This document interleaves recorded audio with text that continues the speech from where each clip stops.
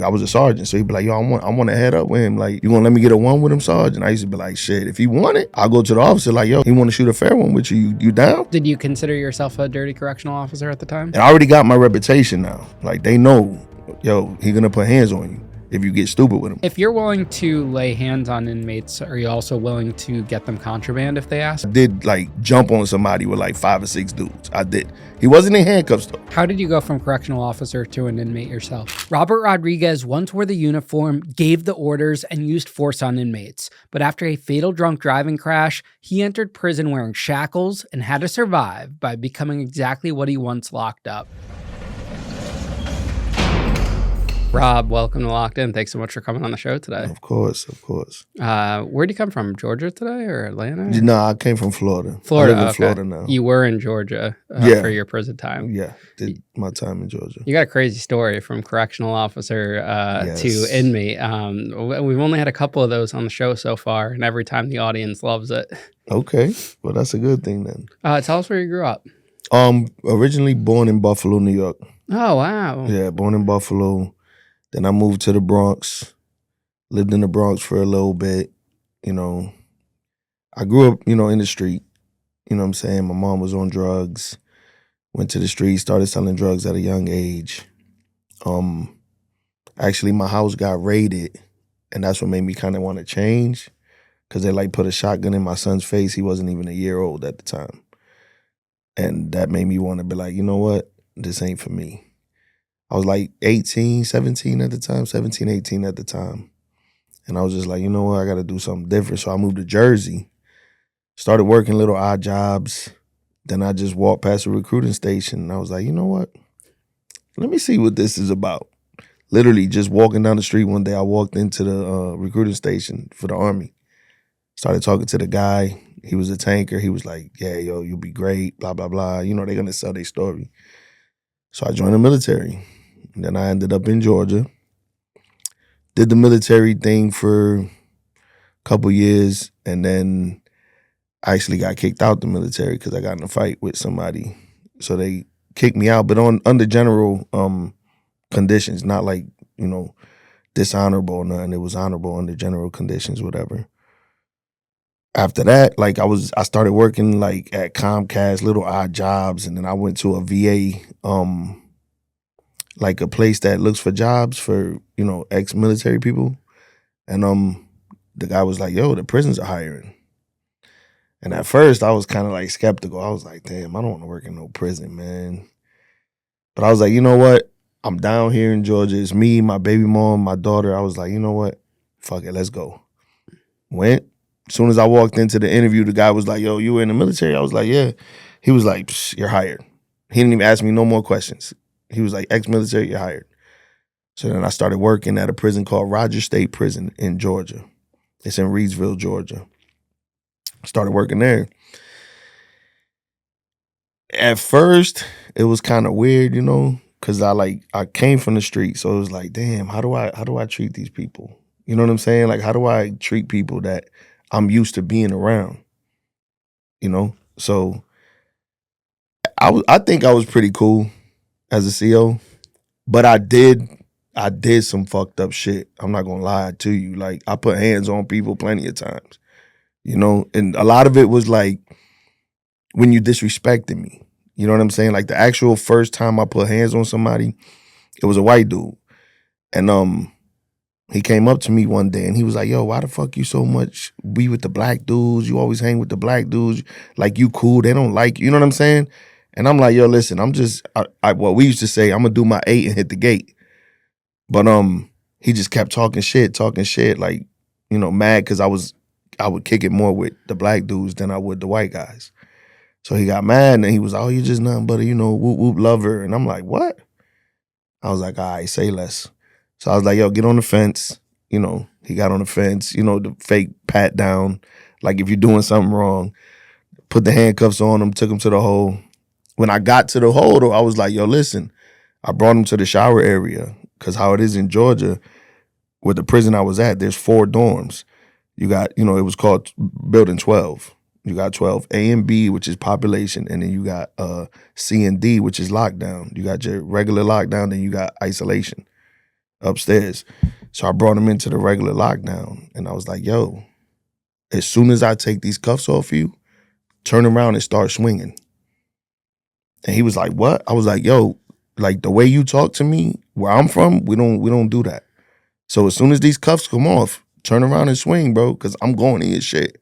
I'm telling you, I'm gonna go in your shit. So I took the cuffs off. He's turned around, but he didn't start swinging. So I beat the shit out of him. Like I was just rocking him.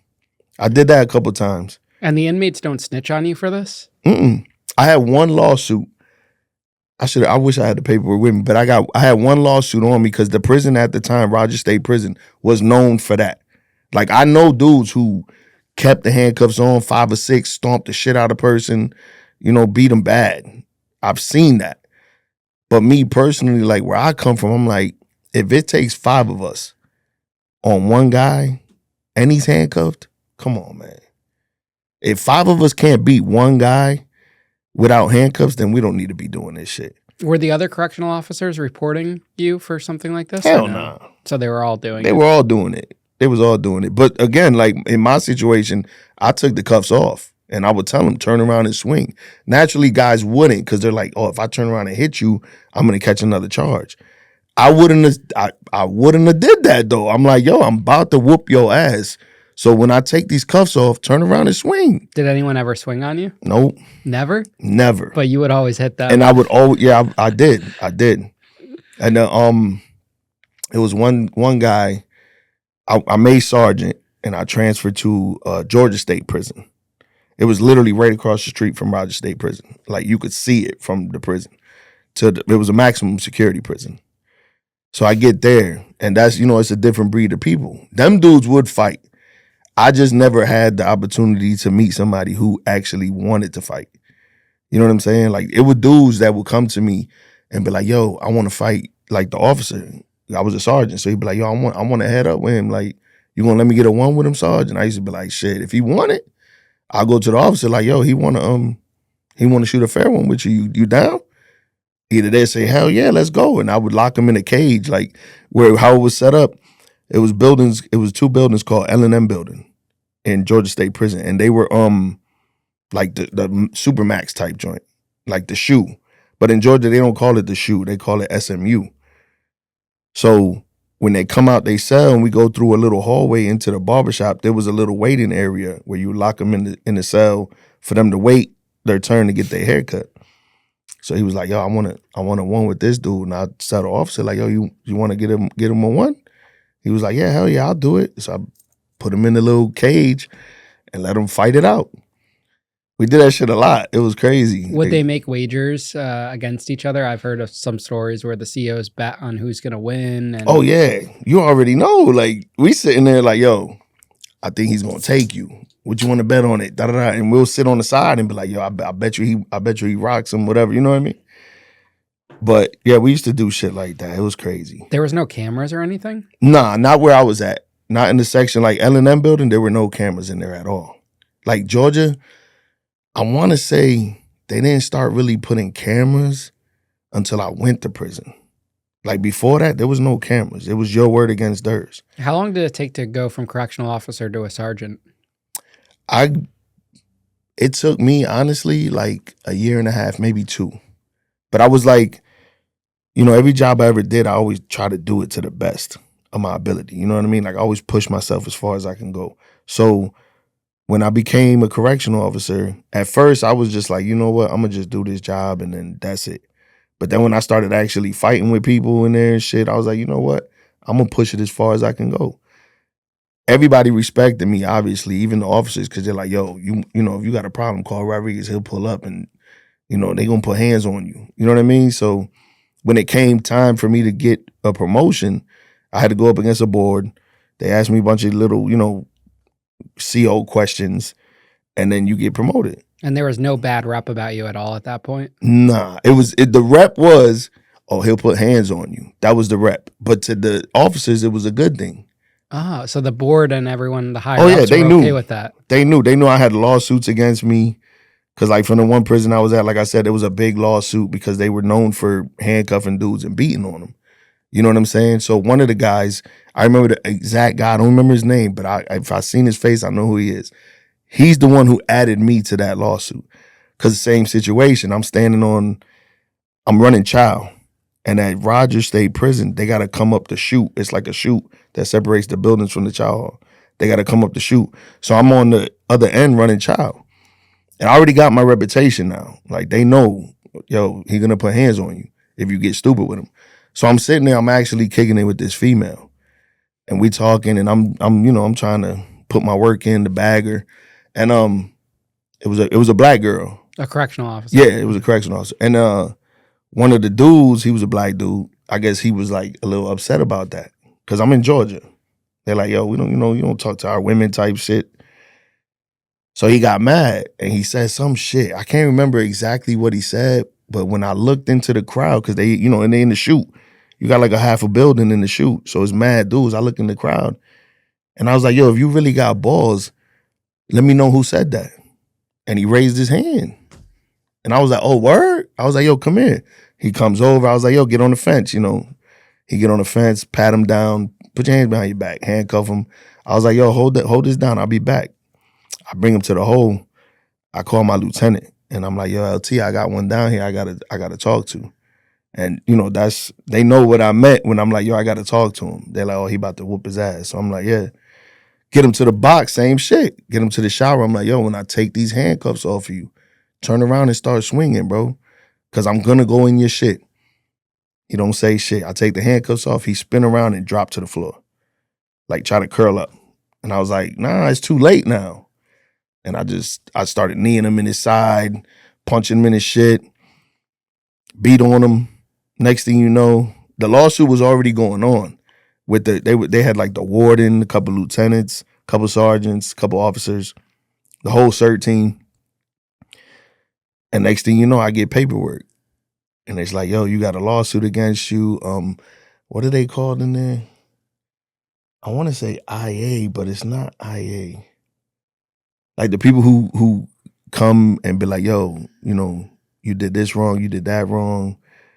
The ones who like try to correct the correctional officers. In the feds, it was the SIS, like the investigation Okay, team. see, I was in the state. I wasn't nothing with feds, so I forgot what they were called. But the dude comes in, one of the, I want to say IA. I don't know why that keeps popping up, but I think it's IA. But anyways, he comes up to me. He's like, yo, I seen your statement. So before I turn the cameras on, I want you to read your statement. So you know what you said. And then when I turn the cameras on, just repeat what you wrote on the statement. So I'm like, all right. He was like, just stick to your statement and you won't get in no trouble. So I'm like, all right, cool. So I go there, I read the statement real quick. Boom, push it to the side. He turns the cameras on, turns the mic on. He's like, so, incident such and such, blah, blah, blah. What happened? And I read it to him, like, oh, the inmate he snatched away from me. So I went to grab him. Then he started resisting. So we ended up fighting. You know what I'm saying? But that's how it worked. There was so many dirty correctional officers in Georgia, man. Did you consider yourself a dirty correctional officer at the time? If you look at it from an inmate's perspective, and I did both sides, so I really could have. I really was like, you know what, I was grimy. Because at the end of the day, if I tell you I'm gonna go in, like I'm gonna punch you in your shit, and you hit me back, you could actually get charged. And I might not even be the one to charge you. Like, all I gotta do is write an incident report, me and you got to fighting, and they would end up charging you for that. I didn't think about it like that. I was like 23 years old, 24. You know what I'm saying? So I was just thinking of it like street shit. Like, if we get in the fight, we get in the fight. Big deal. But how did you view inmates? What did you look at them as? As a correctional officer, I honestly felt like they were like dudes from the street. You know what I'm saying? Because I grew up in the hood. Like, I grew up in the street. So that's how I would treat them, like guys from the street. You know what I'm saying? So again, if you get disrespectful, then you know what it is. You know what you got to go through in the street. We're going to shoot the fair one. And there we're going to shoot the fair one. You know what I'm saying? I ain't got to worry about no gunplay or nothing like that. You know what I'm saying? Like, you got your hands, I got my hands. May the best man win. Guys, let's be honest. Confidence starts before you say a single word. So when you walk into the room, don't stroll in like you're here to talk about your feelings. Enter the room dick first. Blue Chew is like giving your downstairs a pregame speech from Tony Robbins and a Planet Fitness membership in one shot. We're talking stronger, harder, longer lasting, like your junk just unlocked God mode. Blue Chew is the original brand offering chewable tablets for better sex. Now listen, I took Blue Chew's tablet and suddenly my TSA pat down turned into a handshake with respect. My meat telescope saw God and winked. Last time I used it, I sneezed and knocked a bookshelf over. Someone call FEMA because there's a disaster in my pants and it's category thick. Guys, this isn't just about performance, it's about legacy. Actually, no, it's about a third leg, a C. Give her group chat something to talk about because when you lay it down right, you know damn well they're talking about how fast it got up. Discover your options at BlueChew.com, and we've got a special deal for our listeners. As always, get your first month of Blue Chew free. Just use promo code LOCKED at checkout and pay $5 for shipping. That's it. Join Blue Chew's mission to upgrade humanity one thrust at a time. Head to BlueChew.com for details and safety info. And big thanks to Blue Chew for sponsoring the podcast. So do you think if you, say, stayed in the suburbs of Buffalo, you would have been a different type of correctional officer? Nah. I don't think so. But then again, I don't know. Because, I know guys who grew up in nice neighborhoods, nice areas. Some of them will come to work and just not, like, you know what? I'm just going to do my 8 and get out of here. Like, don't bother me. Don't knock on the window. Don't talk to me. I'm just here for my little check and I'm gone. But then some dudes was there for the bullshit. You know what I'm saying? Some dudes were there for that. Like, they looked at people like, you ain't shit. Me, I was just like I said, I used to treat everybody like if we was on the street. I would kick it with certain people who were, kept a good vibe with me. You know what I'm saying? I used to go get my hair cut. An inmate used to cut my hair. I sitting in a barber's chair, like if we in a barbershop on the street. You know what I'm saying? So it was different for me. So, but when it comes to me thinking like you was a dirty CO, I could say I was just by that because I knew if you did hit me, they could possibly charge you. You know what I'm saying? I wouldn't have did it like that. Like, if you would have whooped my ass, you would have just whooped my ass. I'd have been like, damn, all right, you got me. You know what I'm saying? And I'd have let you go about your business. But I can't say what other correctional officers would do. Like there was an instance one time, it was count time. And when at Rogers, like when you come in the dorm, they got 2 hallways that go down the way. And that's where the rooms are at. So when you walk in and holler count time, everybody's supposed to get up and go to their rooms and stand by their bunk. Because it wasn't cells. It wasn't a cell block. It was a room full of like 15 people right across from each other, down this hallway, down that hallway. So I come up there, I'm hollering count time. I'm with a female. She's counting with me. So I'm like, count time, whatever. Everybody, I give them a minute, they're watching TV, give them a minute to get up, go to their room. So it's one dude, he's standing there because he wants to watch TV. And I'm like, yo, it's count time, bro. Go to your room. He was like, just count on that side. I'll be right here. When you come, I'll go to my room. And I'm like, but that's not how it works. When I holler count time, you go to your room. It's simple. Like, you've been here. You know how this works. Oh, man, you with the bullshit. You just want to start some shit with me. I'm like, bro, give me 2 minutes. I'm literally trying to talk cool with him. Like, yo, give me 2 minutes. Let me count and I'm out your way and you could go back to doing whatever you was doing. But the count in the prison is like the most important thing. You know what I mean? He don't want to listen. He just like, whatever. So I'm like, yo, bro, I know you know how I am. I know you heard about me. I never had no running with you. So let's not make this a big deal. Just go to your room, let me count and I'm out your way. Oh, fuck that shit. If you didn't have that badge on, you wouldn't be talking like that. So I take the badge off and I throw it down the hallway. I was like, I ain't got the badge on. And I'm telling you, oh, if you ain't had that shirt on, you wouldn't be talking like that. So the correction officer search, they got a zipper. Like it's a button, then a zipper, then a button. So I unzip the shit, pull my shirt off. I ain't got nothing but a wife beater under it. Throw the shirt down the hallway. The girl standing there, she's like, Rodriguez, what are you doing? I'm like, yo, nah, fuck that. He want to fight. So we're going to fight. It's just me and him in there. Like, nobody else is there. They in their rooms. So I'm like, fuck it. I got a good shot. Like, we could get it on before you call the code. And if anybody comes out, then it is what it is. So I take the shirt, I throw the shirt. He looks at me, oh, but you got the pants on. I said, bro, you want me to get down to my underwear to fight you, man? Like, what are we doing? Now I'm going to handcuff you. I'm going to take you to the hole, and we ain't even going to have this conversation no more. You know what I'm saying? But a couple of guys that I was kind of cool with, they come out the room. They're like, yo, Rodriguez, chill, man. We got him. I'm like, yo, get your boy. Because I'm going to do him dirty. You know I'm going to do him dirty.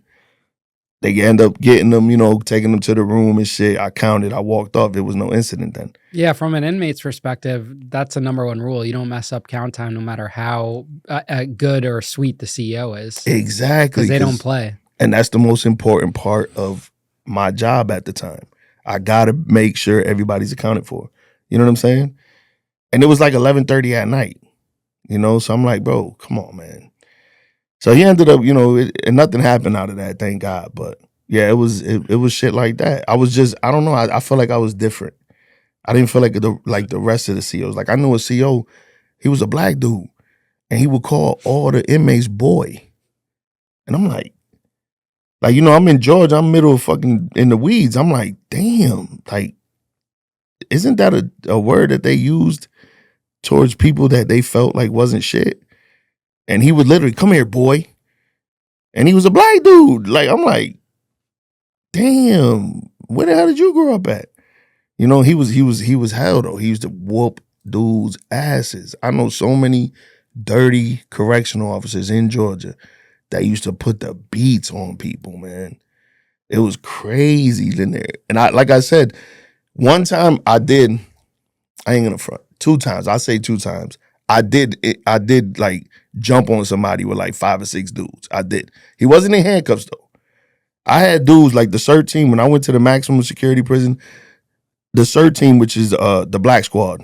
I don't know what they call them in the feds or what they call them in other prisons, but it's the guys in the black uniforms that come in and do cell extractions and, what is it? Certified Emergency Response Team. That's what they're called. So the CERT team. There was 12 of them at the prison I was at, the one I was a sergeant at working at. There was dudes on there that they hands was like this much bigger than mine. You know what I'm saying? So I'm like, there's no way we got to jump on somebody in handcuffs. It's not going to happen. Like, there's too many of us and we all big as hell, So it was one situation. It was a mental health section of the prison too, where they would keep the mental health inmates. And one dude he like cooked some chemicals in his cell, like, cell clean out. The ladies, whoever the officers come through, they give you your chemicals to clean your cell. He took the chemicals and boiled them. So when the lady was coming by giving out ice, he threw the chemicals in her face. And it literally I never seen nothing like that. Like her face, it was like you touch her and it'll just slide right off like the movies. That shit had me, I was like, oh shit. So, I was a sergeant at the time. They called me. I get down there. I call the CERT team because he wasn't trying to come out the cell. So I'm like, yo, y'all got to get him out the cell, get him out, whatever. Every time you do a cell extraction, you got to bring him to the hospital floor so they could get checked out, make sure everything's good. In this case, it went left. When they got there and they seen her face, she's sitting there, older lady. She had to be like in her 40s. At the time, I'm in my 20s. So to me, I'm like, this is an old lady. You know what I'm saying? Her face is like melted all on the side. I'm like, God damn. So we trying to talk to the guy to get him out. He won't come out. So I tell Sir, I'm like, yo, y'all know what it is. Suit up. Go in there and get him out. In Georgia, they had shock shields where the electricity runs through the shield. They press it against your body, hit you with the electricity. They had the shock shield. So they come through, bust the cell open, get him, handcuff him. And before I could even, I'm standing outside the cell watching the cell extraction because I got to hold the camera while the camera's going and all that. And before I could even, stop the camera because he's in handcuffs now, so we're good. Before I could even stop the camera, one of the CERT dudes with hands, oh my God, twice the size as mine, got the dude by the throat on the toilet in the cell. So the toilet's here, the bed's here, it's right there. He got him on the toilet, choking the shit out of him. He was like a light-skinned black dude. When I dropped the camera and grabbed the CERT dude and I'm trying to pull him, he was bigger than me. I'm trying to pull him off of him. I'm like, let him go, you're gonna kill him. By the time he let him go, there was his handprint, hickeys, on this dude's neck. It was like two big ass hickeys, but they were shaped just like hands around this dude's neck. I'm like, how the hell are we gonna explain this? How do you explain that? You know what I'm saying? But everybody works together. You take them to the hospital floor, the nurse is like, oh my God, look, you got to write it like this. You got to say this. You got to say that. The lieutenants and everybody, yo, you got to say this. You got to say that. You got to say this. I'm sitting there like, how can this be explained? You got handprints around this dude's neck. There's no explanation for that. But they swept that shit under the rug. Why would that guy do that to that woman? I never understood it. Like, some of the things that people did, I never understood it. Like, it was one time somebody threw piss on me. I come in, I was a sergeant. I'm doing my rounds. I walk into the unit, the girl's, she's handing out ice. So naturally the flaps are going to be open because she's giving out ice. So I see, it's like the fourth cell down. He got his flap open. There's a cup on the flap. So I'm looking, I'm like, okay, I see her giving out ice. So I'm like, oh, she's giving out ice. So I come in, I'm signing the sheets. I get right close to his cell and I see him peek out, grab the cup and just throw it. The piss hit me right in my face, came down all over me. I'm like, I'm gonna beat the shit out this dude. So I run up to the central station and I take my shirt off, I throw it in a bag. And I was like, yo, when I go back down there, I'm not gonna call it on the radio because I don't want nobody to know that I want you to open this guy's cell. Because you could only call to open cells at certain times because it was a lockdown prison. You know what I'm saying? 23-1.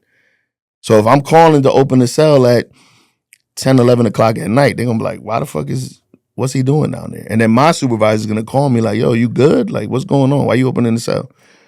So I was like, I'm just going to go down there. I'm going to wave to you and open cell number, whatever, 13, 14. She was like, all right. I was a sergeant. She ain't going to tell me no. So I went down there. As I was coming towards the cell, one of the CERT dudes come in the back door. And he's walking down. He's like, yo, Sarge, what's up? I say, I'm going to beat this dude's ass. He was like, what happened? Where's your shirt? He started laughing because he knew. I'm like, yo, he threw piss on me. I'm going to beat his ass. Like, I don't give a fuck. So he was like, fuck it, let's do it. But I told him, I said, let me go in first. Like, let me get my rocks off because he threw piss on me, not you. So he was like, all right, go ahead. So I waved. She opened the cell. I ran in there. And me and this dude started like hand to hand, blow for blow. I literally thought I was about to get my ass whooped because he wouldn't fall. And I'm talking about we blow for blow. Boom, boom, face shots. Nothing but face shots. Connecting. Now you hear it smacking. And for like, when you fight and it might seem like 5 minutes, but it'd be like a minute and a half. I started getting tired. I was like, oh, he's about to whoop my ass. So I just, reached down, scooped him up, slammed him on the bed, and then the CERT dude came in and grabbed him and we handcuffed him. Took him to the hospital floor, but as we walking, I was like, yo, why did you throw piss on me? I don't even know you. Like, we never had no interaction. Why'd you throw piss on me? He was like, you were the first one to come in the room. So it makes, you know what I'm saying? It makes no sense why some people do what they do. I'll never understand why inmates throw pee or poop on guards. It's stupid. It's ridiculous. And it's going to get you beat up. Well, if they're dealing with you. You know what I'm saying? So if you're willing to lay hands on inmates, are you also willing to get them contraband if they ask for it? Nah, that's one thing I didn't do. I didn't do that. To me, my contraband to them was like, yo, let me get an extra tray or let me get an extra pack out. Or, you know what I'm saying? I'm not supposed to do it, but I'm like, go ahead, man, grab it. You know what I'm saying? Never did I bring nothing to them. But when I became when I came an inmate, I was catching them like crazy. Did anyone ever ask you to smuggle in contraband as a... Yeah. And how would you react to them when they did? I would just be like, yo, I'm not doing that. And they would try to hit me with the numbers. But, I'm from the street. So when you hit me with the numbers, I'm just like, bro, I already know. I know how much it's going to get, how much you're going to get, blah, blah, blah. But I'm not doing that. Because like I said, at that point in time, even though I was, doing fucked up shit in prison as a correctional officer, I still didn't want to end up in prison. You know what I'm saying? But wouldn't beating up inmates and land you in prison? The way it was shown to me, we were always covered. You know what I'm saying? Everybody had each other's back. Even the IA dudes, when they would come in, they didn't even work in the prison, but they would tell you what to say. Like, yo, when I turn this camera on, say this. And that's it. Don't say nothing else. Very corrupt system. Very corrupt. Georgia, oh man, it's got to be. I mean, that's the only place I've been. That's the only place I worked. That's the only place I was in prison at. But it very corrupt. What would you say was the most corrupt thing you witnessed as an officer? Damn. I can't say I witnessed it because I didn't actually see it. But just knowing that they dropped the dude on his neck, broke his neck, and killed him.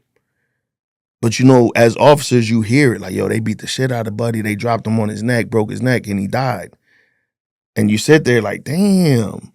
You know what I'm saying? So you hear the stories, but I wasn't actually a part of that type of shit that they were doing. You know, like I said, me personally, I would literally take you to the hole and tell you, like, we're going to fight. So just fight. You know what I'm saying? But to actually see somebody actually do that to somebody, I never seen that, but I heard it. You know, as correctional officer, you all get together after work, we meet at each other's house drinking, and they go to talking about it. Like, yo, you seen how we did? What's his name? And, you know, we slammed him on his neck. His fucking neck broke. We were scared as hell. We tried to throw him on the gurney. We running him to the hospital floor, but he was already dead. There was nothing we could do. You know, you hear the stories, and I just look like, God damn. You know what I'm saying? It could have happened to me. I could have did that. Like when I picked Buddy up and slammed him on the bed. You know, the beds are steel beds. He could have hit something and ended up dying, but thank God he didn't. All right, let me flex this real quick. This diamond tennis bracelet is from GLD, and I'll be honest, the second I put it on, I felt like my whole look leveled up. You can literally feel the quality just by the weight and the way the stones hit the light. It sits right, it looks premium, and it's built to last. What I love about GLD is that they actually care about the details. Real gold, hand-set stones, waterproof, sweatproof, and every single piece comes with a lifetime guarantee. This isn't flimsy, throwaway jewelry. This is something you invest in and keep, and the variety is crazy. They have everything: chains, pendants, rings, earrings, fully iced out watches. They even have official collabs with the NFL, NBA, MLB, WNBA, NCAA, MLS, and DC Comics, so you could rep your team or your favorite superhero with something that actually looks high-end. Whether you want something subtle or you're trying to shine a little louder, GLD has it at every price point, from 18K gold-plated to solid gold and natural diamond pieces. And if you want something custom, they'll literally build it for you from scratch. And don't just take my word for it. Over 2 million customers and more than 50,000 five-star reviews agree. We're talking artists and athletes like Justin Bieber, Micah Parsons, Tyreek Hill, Malik Neighbors, A$AP Rocky, and more rocking this brand. Work hard and change the game. For a limited time only, new customers are getting an insane deal. Use code LOCKEDIN to get 50% off, plus a free chain at GLD.com. That's 50% off and a free chain with code LOCKEDIN at GLD.com. After your purchase, they will ask you where you heard about them. Please support our show and tell them our show sent you. Thanks again to GLD for sponsoring this podcast. Go grab your piece today. Your girl or your man is going to thank you. How do you feel now knowing that you participated in this corruption back then? It didn't really hit me until I went to prison. Because then I'm like, damn. At first, when I went to prison, I'm like, okay, maybe they're going to treat me a little different because they know I was a correctional officer. But they didn't. They didn't. They treated me the way they treat every other inmate. Like if I was a piece of shit, a career criminal who just was all into the bullshit, that's exactly how they treated me. And I was like, damn. That's when it hit me like, this shit is not, it's not what it was. And it's not what it should be. How did you go from correctional officer to an inmate yourself? So, situation, I was a sergeant. I had made, I was on the TAC squad, which is a squad in Georgia. The tactical squad is a squad that gets together in masses, like 100, 200 people, and we raid prisons, shake down prisons, looking for contraband. So anyways, I'm on the TAC squad. I'm a sergeant, and there was a guy that was on the TAC squad with me. He was a sergeant too. And he was like, you know, he kept asking me to come to his neighborhood, to his town, to go party with him. He knows everybody, blah, blah, blah. At first, I was like, you know, I always was like, nah. Because, you know, they tell you when you hit Georgia, like when I hit Georgia, I was in the military. And they would tell you, yo, don't go to this town because they don't like you in these towns. Like, you know, they still live by them back in the day type shit. So they're like, don't go here because you'll have some problems. So I kind of stayed away from shit like that. And he lived in one of them towns where they were like, you're going to have problems if you go there. You know what I'm saying? Just by you being who you are and how you act, and you're not from here. So, they'll treat you different. So I was like, all right. Anyways, he keeps asking me, yo, come to my neighborhood, whatever. Eventually, I'm like, all right, bet. I'm going to come. I was like, but you got to come pick me up. I'm not driving. So he was like, all right. Comes, picks me up. He takes me to his house. We have a couple of drinks. Then he ends up like, yo, we're going to go to my friend's bar. My friend owns the bar. We'll be good. We ain't got to really pay for nothing. We could drink for free type shit. So I'm like, all right, bet. Let's go. We go. We get in the bar. This girl that I used to mess with, she was a correctional officer. I didn't know she was coming, but she ends up showing up. So when she shows up, two of the guys he introduced me to, they see me and her talking, only because I know her. So they come up to me. One of the guys comes up to me. He's like, yo, is that your girl? And I'm like, nah, that's just a friend of mine. So he was like, do you mind if I talk to her? I was like, nah, talk to her. She's not going to talk to you because I'm here. And me and her, we mess around. So I don't think she'll talk to you, but go ahead. So anyways, he starts talking to her. I go outside to smoke a cigarette. I come back in, like the time it takes to smoke a cigarette. When I come back in, she's passed out on the table, literally in the middle of the bar, like slumped over sleep. So I'm looking, I'm like, damn. And in my head, I'm like, damn, she probably started drinking before she got here. So maybe she's a little pop. So I'm going to keep my eye on her. The dude that took me to the bar, he comes up to me. He's like, yo, I got to leave. I got to take my wife home because she's tripping. She's bugging out. She's drunk. So I was like, all right, I'll go with you. He was like, nah, just stay here. I'll be back. So I'm like, all right. He leaves. I'm sitting there. I go to the bar. Well, I go to the table. I drink my drinks. Mind you, I wasn't paying attention to my drinks. I was talking to him, and I left my drinks at the table next to her, but she's passed out. So I go and I drink my drinks. I had 2 Crown and Cokes, double fisting, and I had a Corona. So I drink that, go outside, and as I'm standing out there, I start getting real lightheaded. So I light a cigarette. I'm smoking a cigarette. Next thing you know, the 2 guys, the bouncer and the guy he introduced me to, comes walking out with the girl. But she's slumped, like they're carrying her out.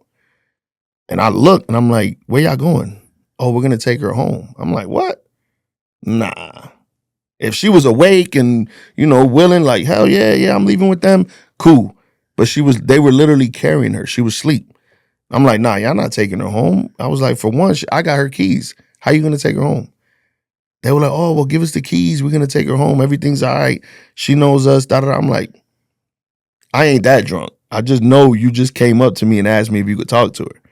So I'm like, nah, if y'all leaving, then I'm leaving. And you could take us to my boy's house because they were his friends. You know what I'm saying? So they was like, all right, I jump in the car. I jump in the passenger seat, give him the keys. He starts the car. We take off. He crashes into another vehicle. The vehicle shoots off the road. Somebody ejects from the vehicle, smacks a tree, dies instantly. I don't know none of this. When we crash, the car flips a few times, rolls on his hood, whatever. So when I come to from the accident, I look around and I don't see nobody in the car.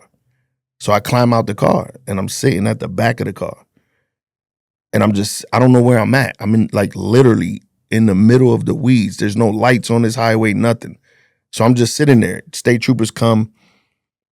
I guess I kind of want to say like I was drunk because I was drinking, but I think I hit my head or something because I don't really remember everything exactly. But when the state trooper comes and the ambulance come, I see them putting somebody on a stretcher. So I look and it's the girl. And I'm like, oh shit. So I walk over to the stretcher and I'm like, yo, you all right? She was like, yeah, Rob, I'm good. Are you all right? I was like, I'm good. I'm standing here. You in the stretcher. So the state trooper comes up and he grabs me by the arm. Now, mind you, I'm drunk. I'm used to defense mode because I'm a correctional officer. So he grabs me and I snatched away. And I was like, yo, don't fucking touch me. He grabs me again and I like spin my arm, grab his wrist, twist it back, and straight arm him. And when I straight armed him, he trips and hits the ground.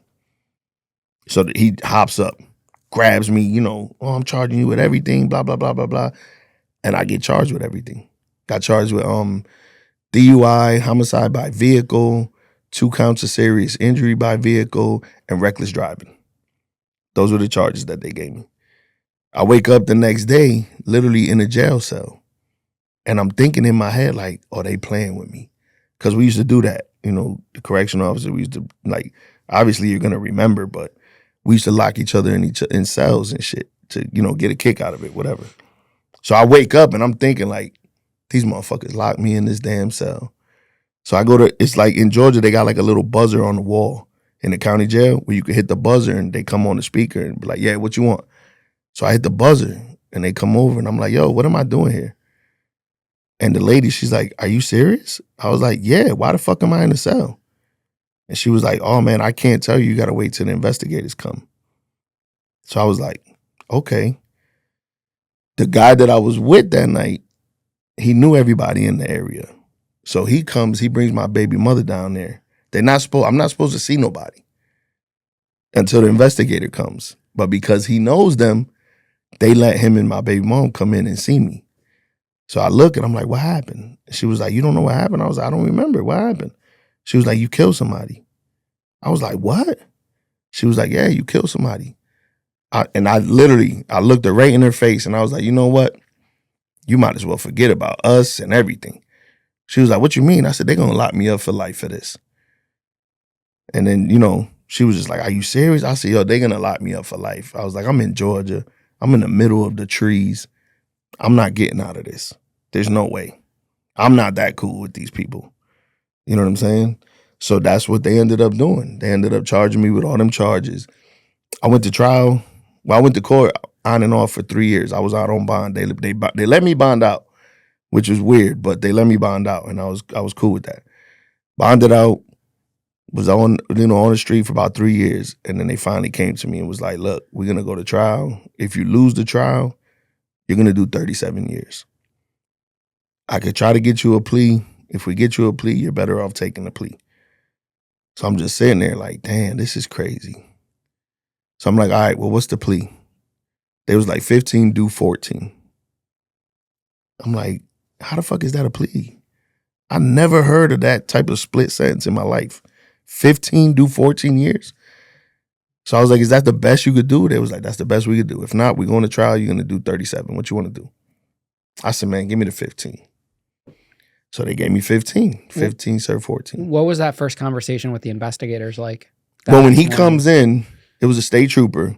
He comes in and he's like, he pulls me out. We go into the little interview room and he's like, so do you remember what happened? And I was like, I remember bits and pieces, but I can't tell you for sure.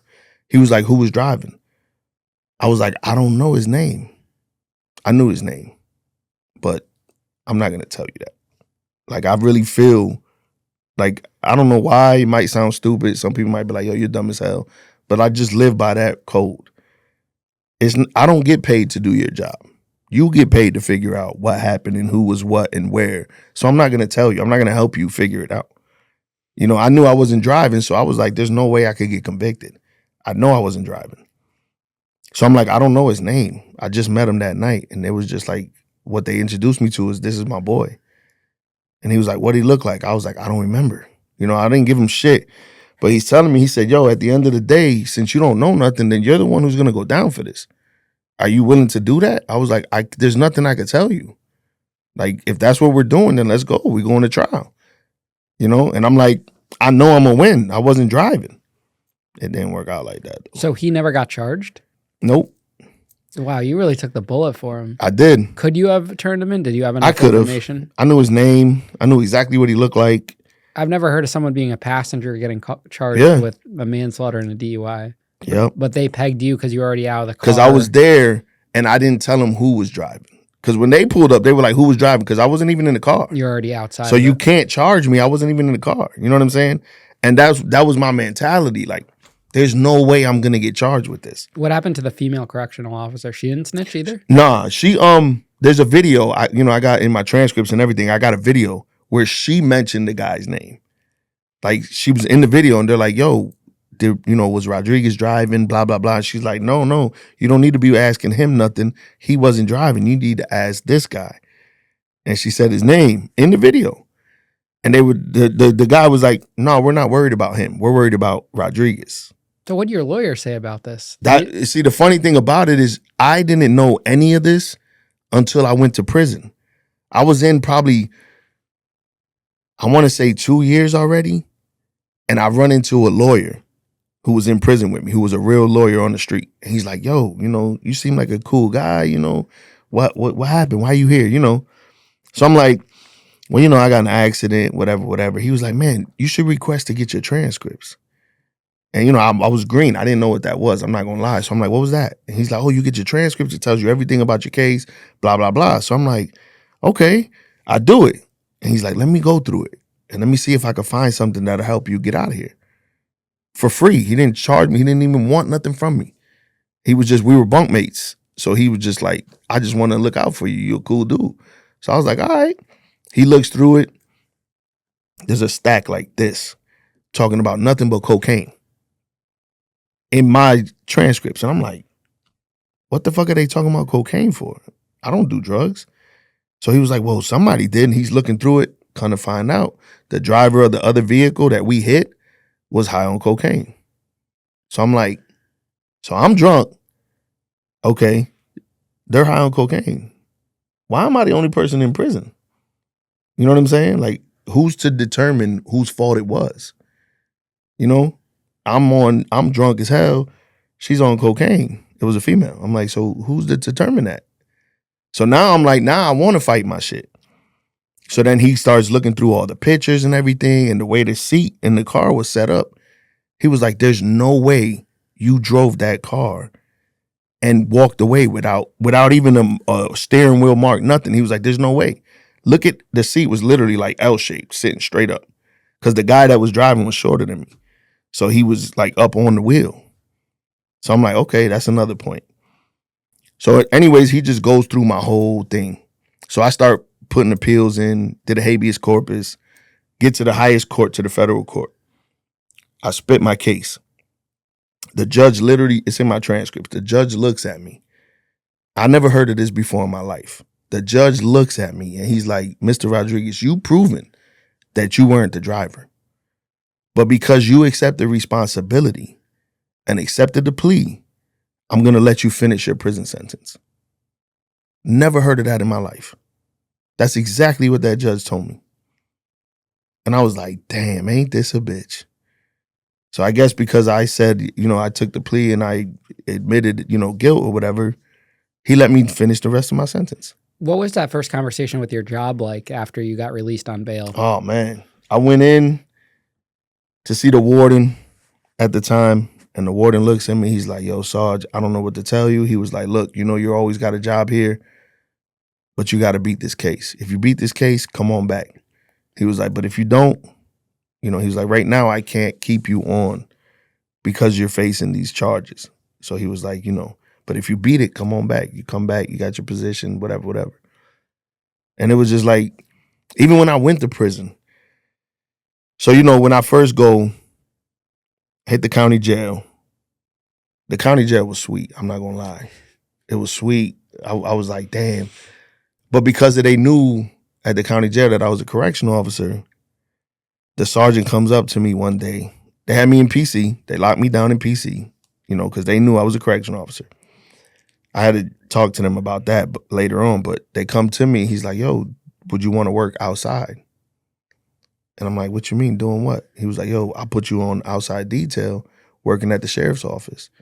You just clean up, clean the bathrooms, wash the cars, whatever. He was like, I already talked to the sheriff. He's cool with it. We know you were a correctional officer, blah, blah, blah. He don't mind. So I'm like, all right, bet. I go out there, working out there. Oh my God. It was an old school that they were like, the police station and the sheriff's department was, because their actual building was getting remodeled or whatever. So we're in an old school in Jessup, Georgia. And where they had me, nobody could see me.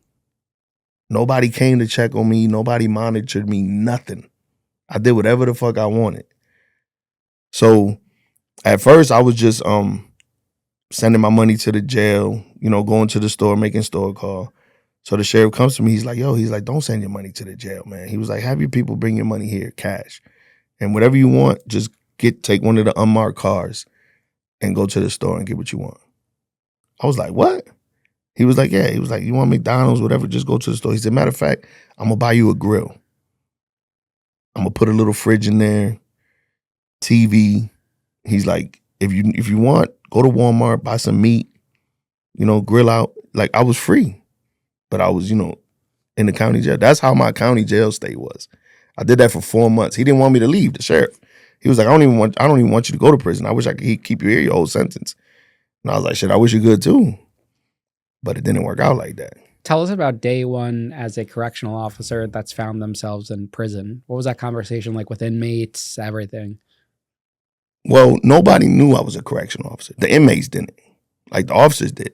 So finally, like, as my time in the county jail was going, I was like, yo, I told the sheriff, I said, man, they got me in the box. Like, they got me in the hole. I don't want to be in the hole, man. He was like, oh, well, it's for your protection. I said, I understand that, but I'm not scared. I don't care. Like, can you put me in population, man? Like, I'm in a room. I'm out here free all day, but when I go back, I'm locked in the fucking room, sitting there by myself looking like a retard. Like, I don't want to live like that.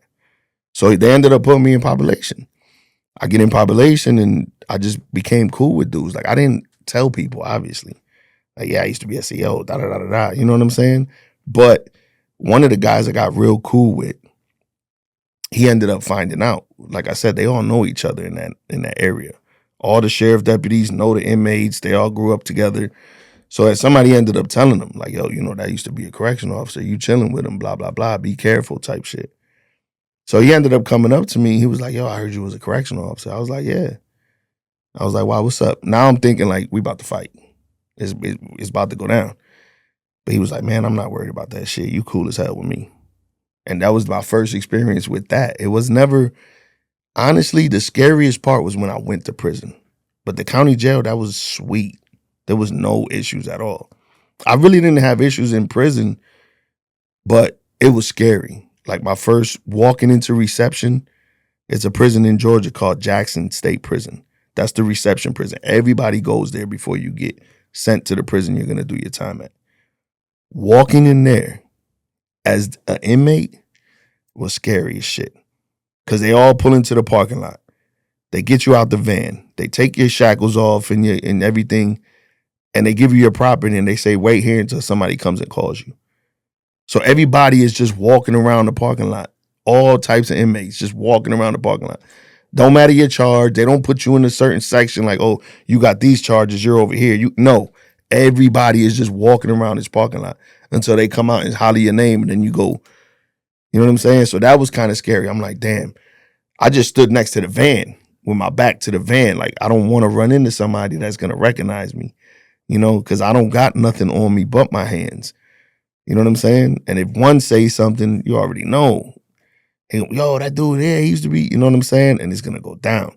So that part was scary. I'm not even going to lie. I was just standing there just watching everybody, looking around like, damn, who's going to recognize me? Who's going to say something? Even the officers, like a lot of the officers didn't give a shit. They would come up, oh shit, Rodriguez, what you doing? You know what I'm saying? I'm just like, yo, shut the fuck up, bro. So yeah, that was scary. And that was the first time like I felt like, that's when it started hitting me like, damn, this is what they felt like. You know what I'm saying? I'm surprised they left you in Georgia prisons because you knew the system, you knew the staff. I feel like you could have used that to your advantage. I did. Oh, I did. Hell yeah, I did. And I used it to my advantage I wouldn't tell people that I was a CO, but I know your job. I know everything you got to do. So that's how I would get the females to bring me shit in. Give us an example of how you. So the first time, like, I forgot. I think I was at Augusta State Medical Prison. That's where I was at, Augusta State Medical Prison. And at this time, I was still under the radar, but I had became a Latin King when I was at Hayes State Prison. That was the first prison I hit besides Jackson. I hit Hayes and I met this dude. He was from the Bronx. We knew the same people. We knew the same neighborhoods. He didn't know I was a correctional officer though. But we ended up locking in because I'm like, yo, I got your back. Like, we from New York. We not from here, so I got you. Whatever happens, it's me and you. And he seen that. And he was a high-ranking Latin king. So he was like, yo, I want you to be my number 2. Because he was like, I don't trust these dudes down here. You know what I'm saying? Like, we from up top. We different. So he was like, I want you to be my number 2. I ended up becoming his number 2. Don't they do some due diligence or anything? All he did, his due diligence was, you got my back, I got your back. We walk to the yard together. We go to chow together. People say something. I see how you react. There was no jumping in for me. I didn't get jumped in. I didn't have to pay nothing. I didn't have to pay no dues, none of that. It was just like, yo, you got my back, I got yours. He made some phone calls, and they stamped me as his number 2. So when he ended up getting transferred, he was like, yo, you got the throne now. It's all yours. And then my name just started ringing bells from like, yo, that's the head of the Latin Kings. That's the head of the Latin Kings. And it was sweet after that. Like, They never found out you're a correctional officer? not once. This interview here is going to let them know. But wouldn't the corrupt guards just say, hey, yo, you know the guy you're fucking with is a cop? Nobody did that. Dude, that's crazy. Nobody. And I was fortunate. I'm not, because they would have killed me. Let's not get it confused. Them boys in Georgia give it up. They give it up. I've seen some of the craziest stabbings. Oh my God. I've seen some crazy shit in there. As an inmate. As an inmate and as an officer. So tell us the craziest thing you've witnessed as an inmate then. The craziest thing I ever seen as an inmate, I seen a dude get his whole head split. Like, it looked like mush for a soup, a 39-cent soup. Dude owed somebody a soup and he didn't give it to him. So back then, I was at Hayes. They had the mop bucket with the metal ringer. You know, where you pull the ringer off of the mop bucket. And he's standing there. He's arguing with the dude. They next to the door. The female's in the booth looking at him. I'm sitting on the bench watching like, oh shit, they about to get it on. Arguing about a soup. Dude picks the ringer off the bucket and just starts beating this dude in the head with it. I'm talking about by the time he got done, it just looked like he killed him. He was dead. But it looked like mush. Like red, like I don't even know how to explain what brain looks like when it's just mushy on the floor. That was crazy. I was like, oh my God. Right there, I was like, there's no way I'm making it 15 years in here. Like, somebody's gonna figure it out. Somebody's gonna get me. But I just never got found out. That's so interesting that you actually became a Latin king in prison. Because, where I'm from, like my brothers and all them, they became a neighborhood set, and they would always be like, oh, you part of the team, you family, da-da-da. And I would always tell them, nah, I'm not, fuck that. I'm not a part of nothing. I'm me. And I always stood on that. I never wanted to join a gang. I never wanted to be a part of nobody's shit. I always wanted to be me. But in that position in prison where I ain't got nobody, I'm in Georgia, I don't know nobody. Hell yeah. You want me to be a king? Let's go. I'll be that. Because I'm going to make it through this shit now. Now, did you look the way you look now, like with the tattoos and... Nah. When I first went to prison, I probably had like 8 tattoos. You know what I'm saying? And then, as time goes, I'm like, yo, there's a raw tattoo guy. Yo, come here, let me da-da-da. Next thing you know, I literally got covered like from my neck all the way to my toes. What was that feeling like being on the other end of being an inmate, being stripped out for that first time? Oh, man. Doing the squat and cough, all of that. Oh, man. When I hit, in the county jail, you go through it, but it's not bad because it's one-on-one. They take you in the bathroom, the officer strip. He really ain't paying attention. He don't want to look. So it was cool. When I got to reception, that's when it's 30 of us standing in a room in a circle, and they like strip. And I'm just standing there like, huh? Like strip down to your boxers. That's what I thought I heard him say. So I stripped to my boxers. I'm the only motherfucker standing there in my boxers. And the dude looks at me, one of the COs, he comes up to me. He's like, you don't speak English? I was like, yeah, I speak English. He was like, take your fucking boxers off then, stupid. That just felt like, wow. So this is what it feels like. You know what I'm saying? As a man, like you being talked to and treated like that. That's when my whole thought process about being a correctional officer just changed. Right there on that day. I was like, you know what? I'm gonna give them everything they want from me. You know what I'm saying? Like I went back to like I'm going back to the street with it. Like I'm gonna treat them the way I treated the inmates. That's how I'm gonna treat the officers now. Like we're gonna be on that level, and that's what I did. Like I was like no respect at all for them. I was very fortunate for them never to put their hands on me though. And then when I became the head of the Kings at the time, they were so scared of me. The officers, they were so scared of me because I never moved with less than 10 people.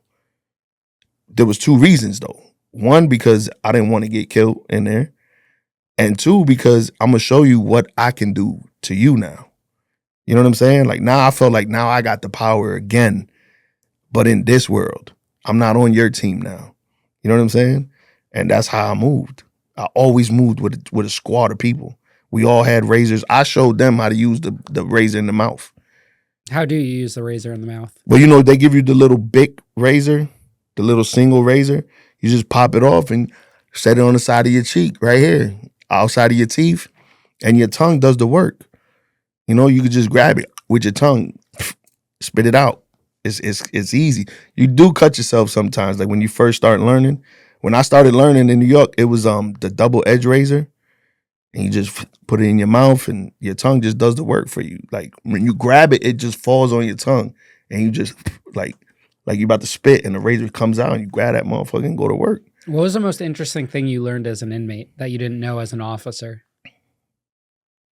There's some very intelligent ass people in prison, man. I seen dudes make a microwave out of aluminum foil. Like, you know, the fan, you buy the little white fan, they cut the back of the cord from the fan, connect it to aluminum foil, plug it in, and it heats up the aluminum foil. That was crazy.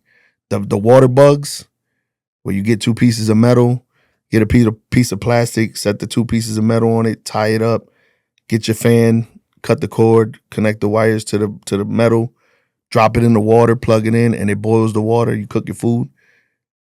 They so damn intelligent.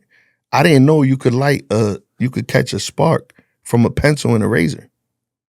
You know how you take the pencil, you connect the razor to it, plug it into the wall, you grab the other piece of some wire with the other razor, and you tap it against the lead of the pencil, and it creates a spark. That was crazy as hell. I didn't know you could do that. I'm like, yo, you guys are fucking intelligent as hell. You know, now I'm in here, I'm seeing it. So I'm like, damn. Because, you know, they stopped cigarettes and all that in Georgia in like 2010. So I'm like, how the fuck are y'all even smoking? And that's when I started like catching on and shit. So back to what I was saying with the first officer I caught. It was a female. And I didn't really come out the dorm. Like my name was already known in the gangland, so nobody bothered me. I was all to myself. So I come out the dorm one day because my man's just like, yo, come to the chow. Because once a month they give you baked chicken in Georgia. Just once a month. The whole quarter leg. So they're like, yo, come to the chow, get your chicken and bring it back. We're going to make a big meal. So I'm like, all right, fuck it, I'll go. I didn't go to the chow hall. I ate out my box. Reason being, like I said, I never wanted to be in a position where somebody would recognize me and I end up getting wet up. You know what I'm saying? So I'm like, nah, I'm not a chow hall person. And like, you know, my mother used to send me money. You know, my brothers, my family took good care of me for the first couple of years of me being locked up. So I always ate out my box. It was always soups and chips and sausages, all that. Anyways, they like, yo, come to the chow hall. So I'm like, all right, go to the chow hall. I get my chicken. But when I come out the dorm, this little female, she's standing there and she looks at me and she's like, oh, hell nah. And I'm like, they never heard me talk or nothing because I didn't talk to them or none of that. I was like, what happened? She was like, oh shit, say that again? Now we in the middle of Georgia in the country. I'm like, what happened? She was like, oh, you not from down here, are you? I was like, nah, I'm from New York. She was like, I ain't never seen you come out the dorm. What's going on? I was like, no, I'm about to go get this chicken. You know, trying to like just have a general conversation because now I know. Since you're so interested in me, set aside from everybody else, now I know you see something that you might like. So I'm gonna use that. And I started talking to her and I'm like, yo, I'll be back. Let me go get this chicken. So I go get the chicken, I come back. She's like, why the hell are you going up there getting that shit? So I'm like, why, you gonna bring me something to eat? She was like, what you want? I was like, for real? She was like, yeah, what you want? I was like, yo, bring me a double cheeseburger. I don't care where it's from. Just bring me a double cheeseburger. But what she don't know that I know is once you bring me anything that you're not supposed to give me, that is state issued, I got you now. You belong to me. And I'm going to eventually tell you this, but not right now because I want you to keep bringing me shit. So she brought me a whole meal from Burger King, I think. And she hit the button of the door. You know, she clicked the door. She was like, tell Rodriguez, come here. I come out there. I'm like, what's up? She was like, yo, go to the thing, like the little flap for the booth, the little box that they slide shit out. I go to it, I open it up, and I got Burger King. So I just look at it. I don't say nothing. I just like, all right, walk off, go into the dorm, eat my Burger King. So that day before her, shift change, she comes in to count, and then she stops in my little area because we were in a dorm where it was like a bunch of bunk beds. It wasn't a cell house. And I always would have my shit curtained off. Like I would put the sheets up and shit. So she comes in, she walks, like I had the little line from bed to bed to put the sheets. She comes up under the line. I'm like, yo, what you doing? She was like, I know you got a phone. I was like, come on, man, get out of here. I ain't got no phone. She was like, let me get your number. I was like, I ain't got no phone. I don't know really yet what was going to happen. So I'm like, I ain't got no phone. She was like, man, I know you got a phone. Give me your number. I'm going to hit you up when I get home. I was like, you for real? She was like, yeah. So I gave her my number. Just like that. Later on, she was like, I'm going to hit you from a blocked call, so answer it. But at the same time, I'm like, damn, what if she got my number to go to the people and they call me? So when she ended up calling, I didn't answer at first. I was telling my man, I was real tight with one of the top blood dudes in there. Dude was over the Sex Money Murder Bloods of Georgia. He was one of the top dogs. And me and him got real close. So I'm sitting there telling him, I'm like, yo, twin, yo, I think that's her calling. He was like, man, be careful, bro, because what if it's them boys that you know they're going to come running in here, they're going to get all our shit. I'm like, damn. But she kept calling. I said, fuck it, I'm going to answer it, bro. If they come in, they come in. We just lose the phone. I answer it. It's her. We start talking. We chopping it up. At first, I'm hitting her with the thought of us actually dating and being together, telling her everything a prison dude going to tell a female. But then eventually I'm like, yo, we can make a lot of money in here.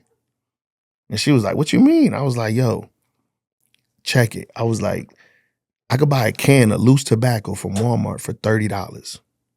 I make 9 packs of cigarettes out of that one can. I sell the cigarettes for $200 a pack in here. So I'm like, do the math.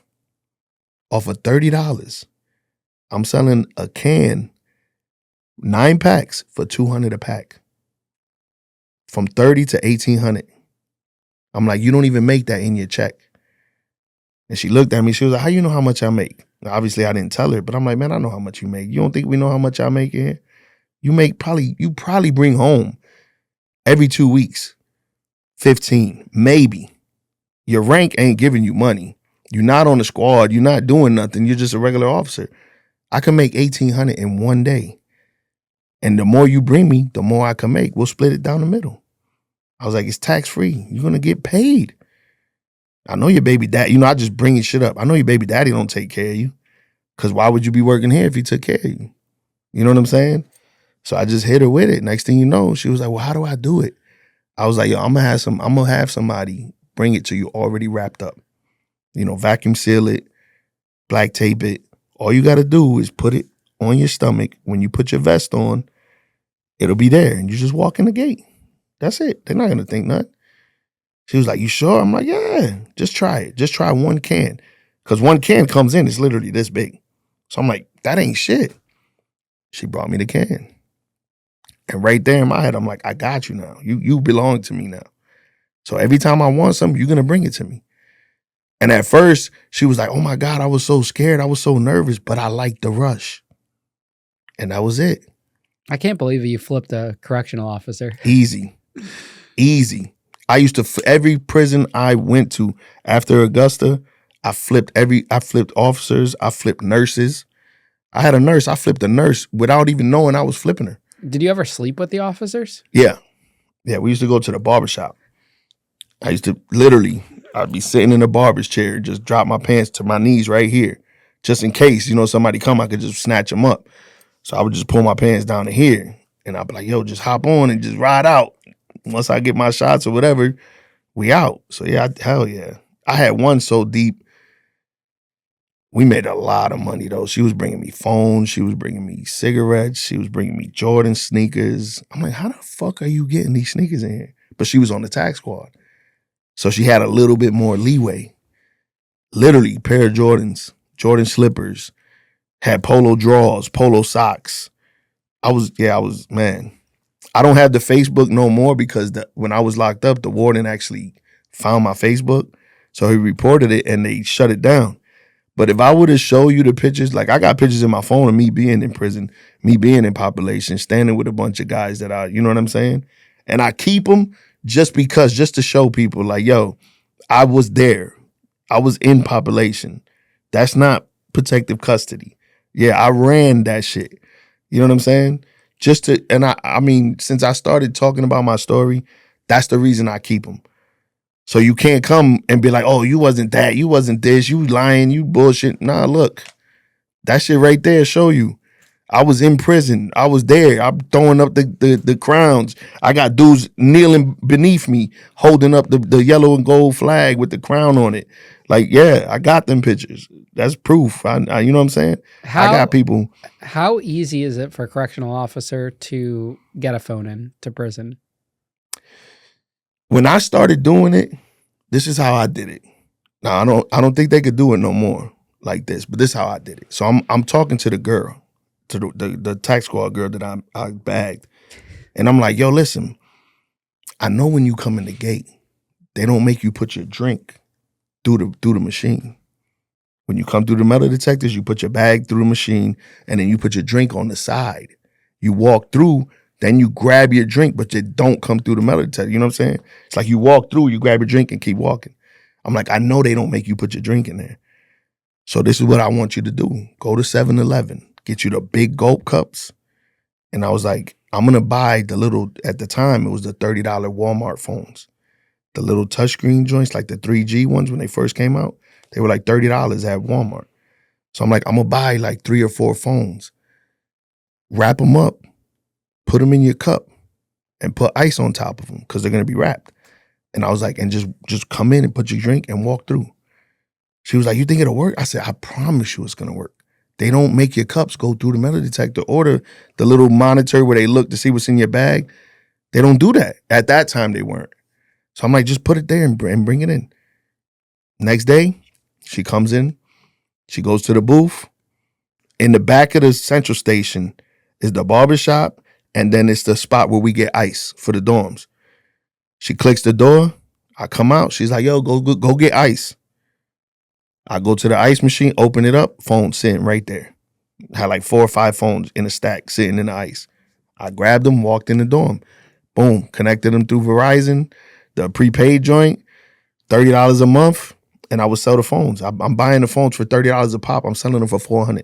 That's it? 400, yeah. Dude, at we that were buying time, phones for like $1,500, $2,000. Yeah, eventually it got to that. But this when I first started. This was in like 2000 when the phones in Georgia first started getting into the system.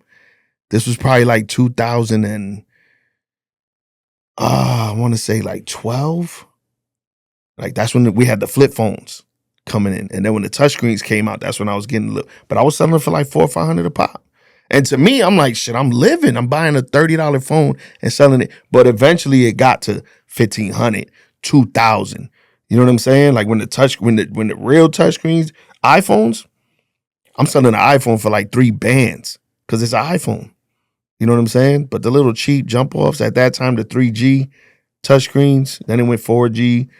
They were going for like $500 a pop. Now, when one of these officers brings you in all this contraband, where do you store it personally? So what we did, I always got cool with maintenance. All right. At one point, like, there was times we would like, the blocks in the wall, the cinder blocks, we would dig them out, pull them out, stuff the phones in the cinder block, push them back in the wall, and then get like toothpaste and toilet paper, make it look like cement, and then put it around the thing so it'll look like the wall is the wall. And that's where we would stash them, in the walls.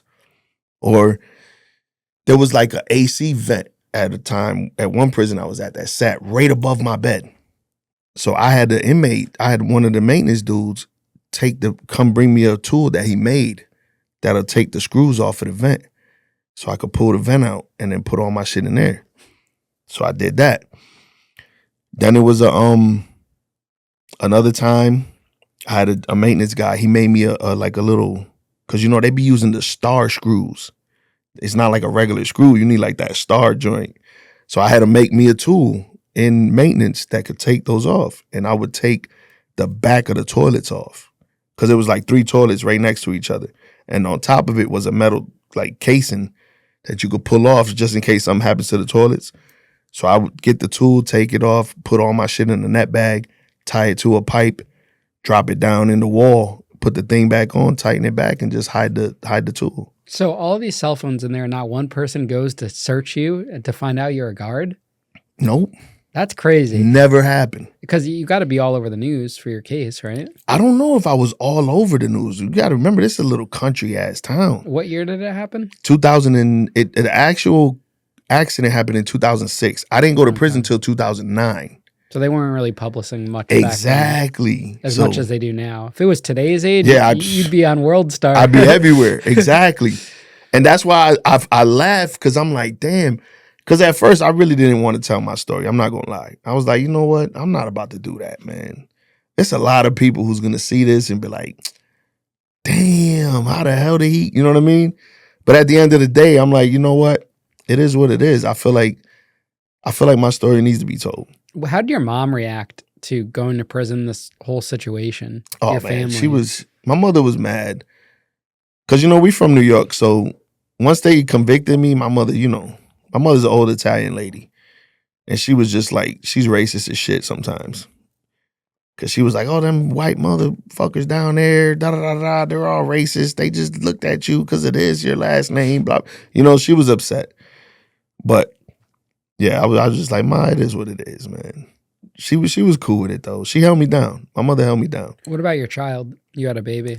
Yeah, I got 2 kids, actually. But one before prison or both before prison? Both before prison. I don't have none after. My kids are grown. Like, my son's 28. My daughter's 22. They weren't grown when you went in, though, for that long? Nah, they were kids. And, like, my son, I remember one year, I had, my son lives in Jersey. So I flew my son to my mother's house for Christmas. He was like, I think at the time, 10 or 11 years old. I'm in prison. So when I fly him up there, I call my mother. At the time, I'm making money now. I'm sending people money from prison. Like, my brother, if you could talk to my brother, he'll tell you, like, yo, he cleared at least $250,000 through my Cash App. Easy. Cash in App 1 year. existed back then? Yeah. This was in like 2000 and I want to say 2018 or 19. Oh, okay. Yeah, it was like 2018 or 19. Because it was like my last couple years in prison. I finally made it to a minimum medium. I went to 6 maximum securities. Finally made it to minimum medium, and I caught a nurse at that place. Didn't even expect to catch her, but I caught her. Yeah, tell us this nurse story. So, mind you, my name was big at the time. You know what I'm saying? They called me Almighty. That was my name. So, I'm finally going to this minimum medium. And I don't know what's going on. I get to the minimum medium and I had a migraine. I used to get real bad migraines. I think it was because of my blood pressure at the time. I was 278 pounds solid. And I had a real bad migraine. So when I get to the prison, they always single transfer me. They never transfer me with nobody. They always transfer me by myself because of the gang status. Like, I made the top 200 list of the governor's worst inmates in Georgia. Yeah, it's crazy. So they was real scared of me moving. You know what I mean? So anyways, they moved me to the minimum medium finally. I got 3 years left in prison.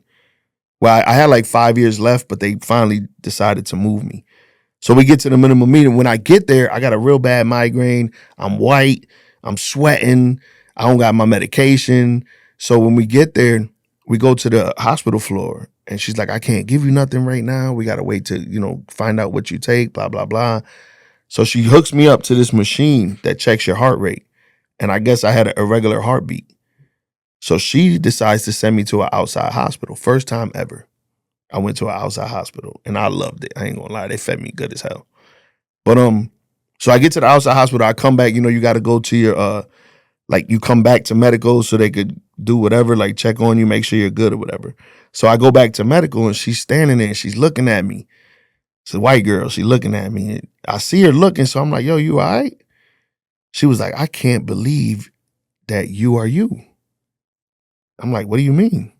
And I swear I took a screenshot of the texts, what she told me at the time. Because I had her do it so I could take the screenshot and show people like, yeah, look.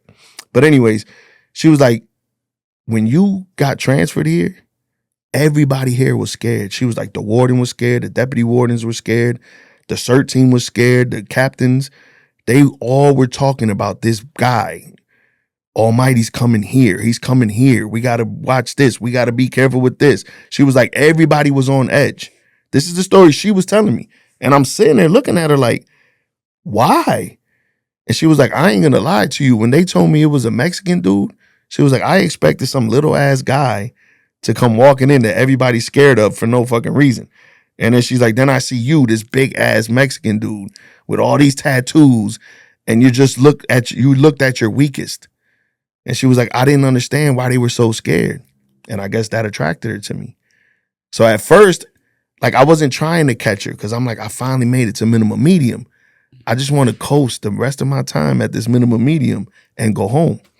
Like I made it. And when I got there, I didn't tell nobody who I was, but we got phones. I found out, a couple of days later, they already knew who I was. The inmates. Like I didn't tell when they were coming up to me, oh, what's good? And I'm like, yeah, I'm Rob. I didn't tell them, I'm Almighty. I'm like, yo, I'm Rob. They're like, oh, okay, what's up, Rob? You affiliated? I'm like, no, I don't got nothing to do with nobody. You know what I'm saying? Because I'm at the minimum medium. I'm like, I don't want no problems. So I would have to go to medical because I found out I had high blood pressure. So every time I would go up there so they could check me, eventually I see her and I could tell. And I'm like, damn, I don't want to do it, but I do, So I'm like, take a little piece of paper, write my number down. Go up to her and she's talking. I was like, yo, so how'd you feel about that when you seen me finding it? And she was like, I was just like, oh my God. I was like, yeah. And I just put like the little nurse jacket. I slid the paper in her shirt. I said, yo, call me when you get a chance. And I walk away. I leave. She ends up calling me. And the same shit. Like it was just in me by that time. I just started talking to her and I'm like, yo, you know how much money we can make in here? You got a little debt going on or something? What's going on with you? And she just started telling me, like, I got kids. I take care of my kids by myself, da-da-da. So I broke it down to her. It's like Prison Break. Exactly. Michael Schofield's getting with the nurse. Exactly. Yo, it was so easy, man. Did you ever think about escaping prison with your connects? Nah. Even with that much time hanging over you? Nah. I turned myself in. Like the day I got my sentence, that I accepted my time, I asked for a week to get my affairs in order. The judge granted it to me, but then the family was like, no, that's messed up. We've been waiting all this time, blah, blah, blah. He's finally convicted. We just want him in jail. So then he was like, all right, I'll give you 1 day. So I left the courtroom and went to a hotel, got some Burger King, and I just sat in the hotel, ate. Till the next day I went, turned myself in. Did any correctional officers ever notice you over there? Oh, hell yeah. They remembered you? Hell yeah. Dude, wardens too. How is it possible they didn't tell the inmates? I don't get it. In defense, they would have been told to everyone. I never understood that because I just knew. You got lucky. The first prison I hit was Macon State Prison in Georgia. I walk in, there's a warden there named Warden Head. He walks in, and I used to be on the tax squad, so I used to go to these prisons and shake them down. He walks in the dorm. They put me in PC in Macon. They did. So he walks in the dorm and he's doing inspection. And he's looking in the windows, and then he looks and he comes back and he looks at the dude and he's like, open his cell. So they open my cell and he walks in. He's like, Rodriguez, what the fuck are you doing here? And I'm like, what do you mean? This is where they sent me. He was like, oh my God, you're not supposed to be here. I'm like, where am I supposed to be? He was like, they will kill you if they find out that you're here. He was like, half the guys, because they shut down Georgia State Prison. He's like, half the guys from GSP are here now. And I'm like, no. So he was like, I'm not letting you out. Like, you're not coming out of lockdown. So I was like, fuck it. He was like, I'm gonna transfer you. I was like, all right. He was like, they have a prison for you. I don't know why they sent you here. So I'm like, shit, all right, whatever. Sit there. 2 weeks go by. One guy recognized me. One guy. This is the only time I ever got recognized. But he didn't blow it up. There was a guy that was an inmate at Georgia State Prison when I was a sergeant. I used to come and get him because he was on lockdown. I used to come get him, bring him to get his insulin.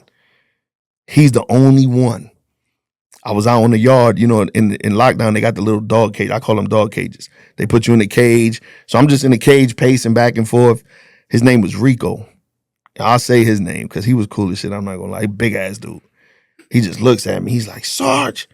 And I looked at him. I was like, oh shit. He was like, damn, I knew that was you, Sarge. He started telling the guys, yo, that's Sarge. He used to be a sergeant at Georgia State Prison, man. He cool as hell, blah, blah, blah, blah, blah, blah. Nothing ever happened from it, though. And that was the only time. Every time after that, it was like, yo, we were locked up at this prison before, right? And I ran with that. Like, hell yeah. Oh, and I could name all the officers. They were all under me. I could name the dorms, the units, everything. So I'm like, yeah, Officer such and such, yeah, she used to come through all the time. They ate that shit up. They ate it up. And you never encountered any inmates that you beat up before while you were a guard? I did, but they didn't recognize me. You look that different? I don't think I did. I guess maybe because you're out of uniform. Someone out of uniform does, in your defense, look a lot different. I guess that's what it was, because I literally one day, I'm at Hayes State Prison, and I'm already a king now. I was number 2 already. But I'm standing, we used to go to the yard and work out on the yard, me and my man. I'll just call him Boogie. I don't want to put his name out there, but me and Boogie used to go to the yard and we used to work out. So one day we coming off the yard and you got to, like, they had gates in between the buildings and you had to stop, wait for the officer to open the gate, then walk through. So we coming off the yard, me and him, and we walking towards the dorm and we stopped in front of C building and this dude comes out and it was a dude that I put the beats on. Like, this kid, this is the one. I felt so bad. I really did. I was a correctional officer. I felt so bad because I beat the shit out this dude real bad. And like I beat the shit. Like, I beat him so bad. His face was so swollen that he was crying and there was puddles of tears just sitting on his cheeks. They wouldn't roll down. That's how swollen his face was. And at the time, I was so in the zone that I didn't even think to, like, look. I was just beating him. And when I finally handcuffed him and took him to medical, because you had to get him checked out, as I'm walking with him, I'm so mad because he threw an orange at me while I'm running showers. He got mad because I didn't grab him first. So he threw an orange at me. And then he was like, every time you come by my cell, I'm gonna throw something at your ass. So I'm like, oh, you doing it like that? I said, well, you don't know me. Now you about to find out. And it went to that. Took him to the barbershop and I beat the shit out of him. So I get him to the hospital floor, and again, I'm so in the zone that I'm not paying attention to his face. I'm just like, fuck this motherfucker, man. Take him to the hospital floor. As soon as we walk in, the nurse is like, oh my God. And that's when I looked up at him and I was like, oh shit. Like, his whole shit was just swollen, closed. His eyes was like this.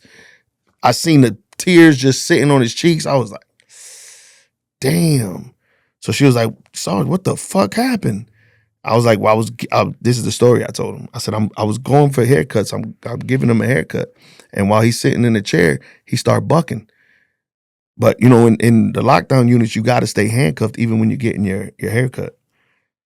So I'm like, he started bucking. So I had to put hands on him. When I grabbed him, he slipped out my hands. And the barber chair we had the metal foot rail thing on the bottom. And I was like, his face just smacked right into the metal. That's probably why his shit swelled up like that. And they ate that shit up. They was like, all right. There was nothing broke on him, though. But when I finally looked at him, I was like, damn. When I was walking him back, I was like, yo, I'm sorry, bro. He was like, it's all right, Sarge. It's all right. I said, no, I'm sorry, bro, for real. Like, I was like, I definitely will understand if you throw something at me again, bro. Because the way I just did you was fucked up. Like, he didn't have handcuffs on, though. The handcuffs was off. He just, as soon as I popped them off, I just rocked him with the handcuffs in my hand. So when I hit him with the cuffs, it was over with. He just couldn't do nothing. But he, like, leaned back and I just kept rocking him. So, but yeah, that was one I felt so bad for that kid. I was like, damn, man. But yeah, that was crazy as hell, man. Do you think prison was a humbling experience for you? Oh, hell yeah. Yeah, it really changed me a lot. It did. Cause like I told you, I was on the governor's top 200 list of the worst inmates. And I only made that not because of violence. I had one write-up my whole time in prison. And it was because a girl called me on the phone. That was my only write-up. But every time something happened, they would lock me down. You know what I'm saying? What I did was I created a powerhouse. All right.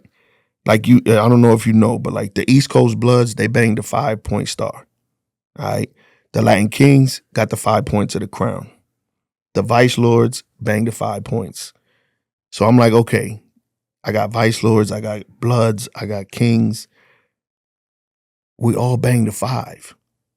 So why don't we all come together and just create a powerhouse against every other op, And we could be a force, but don't take it the way, you want to take it. You know what I'm saying? Because some people get that kind of power and they abuse it. And they end up, taking advantage of people and all that. That wasn't why I did it. You know what I'm saying? I did it because I wanted people to know better. I wanted them to know different than what they usually know. You know what I'm saying? And that's what I did. I got all of them together and just created a whole squad, a whole team. You know what I'm saying? And I hung with Bloods. Like when I was locked up, it was all Bloods, like Sex, Money, Murder Bloods. It was what they call them dudes. You had SMM, you had Brims in there, you had Bounty Hunters in there, you had G Shine. I was cool with a bunch of G Shine Bloods. But that was my squad. Like I created that and it was unstoppable. And the Bloods and the Kings get along, no problems? No Yeah, issues? in Georgia. Now I heard in New York they kind of like linked up too because of the 5. I don't know how true it is because I did my time in Georgia. But in Georgia, everybody's pretty cool with each other. It's not like other prisons. That's what I be trying to tell people. Like I be hearing people talk about their stories about, oh, we got this phone, we got this TV, we got this. That was not my experience. Like everybody got together until somebody did some dumb shit. You always got one out of every crew who does some stupid shit and creates a problem.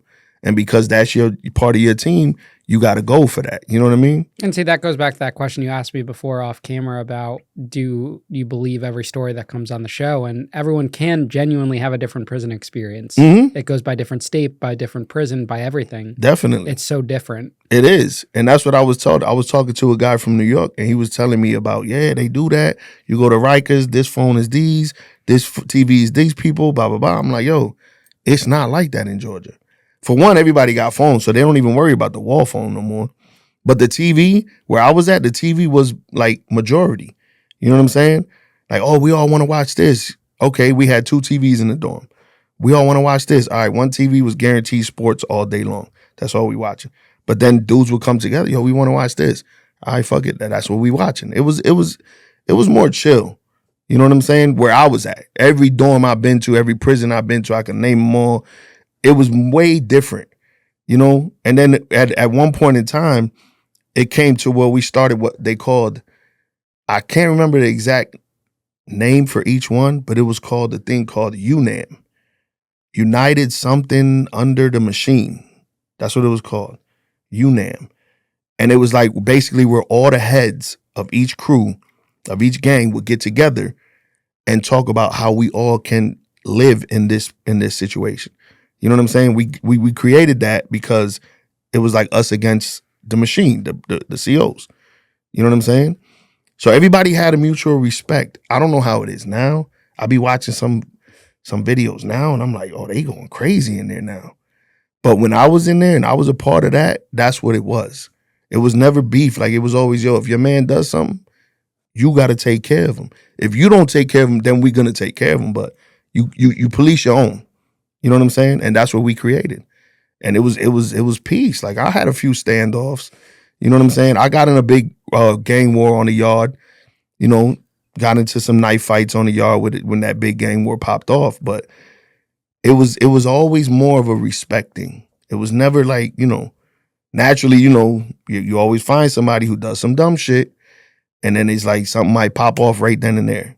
You know what I'm saying? But then a lot of times I was more political with mine. You know what I'm saying? I taught my guys, yo, make sure your uniform is good. Make sure your shit is pressed. Make sure your bed is made. Make sure your cell or your area is clean. Because the less things that you give them to fuck with you about, your time's gonna be easy. They come in and your bed's fucked up, that's a reason for them to fuck with you. Your locker ain't straight, that's a reason for them to fuck with you.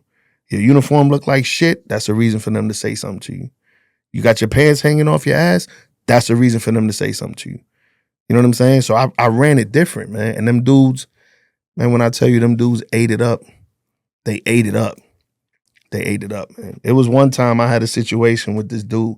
He was a blood, but he did some dumb shit. So instead of staying blood, he went to the Muslims. Because, the Muslims in I guess in the Quran, you can't deny nobody from becoming a Muslim. If they want to become a Muslim, you let them become a Muslim. You can't deny them. So they would take a lot of ex-gang members. You know what I'm saying?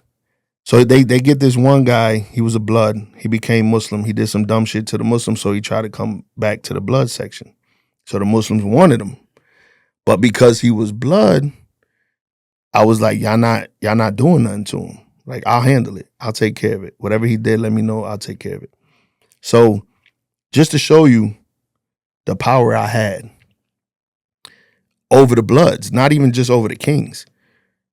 I get like 5 blood dudes. I got a picture of all of them in my phone. We all together in the prison throwing up signs and shit. But anyways, I get 5 of them. I bring them to the yard in front of this kid because he felt like he could do what he want. He felt like he didn't have to listen to authority. But, in gangland, you got somebody over you at all times. You know what I'm saying? So I bring him to the yard, and they're all bloods. He knows I'm not a blood. He knows I was a king, but I show him the power I have. And I'm like, yo, you go stand in that corner. You go stand in that corner.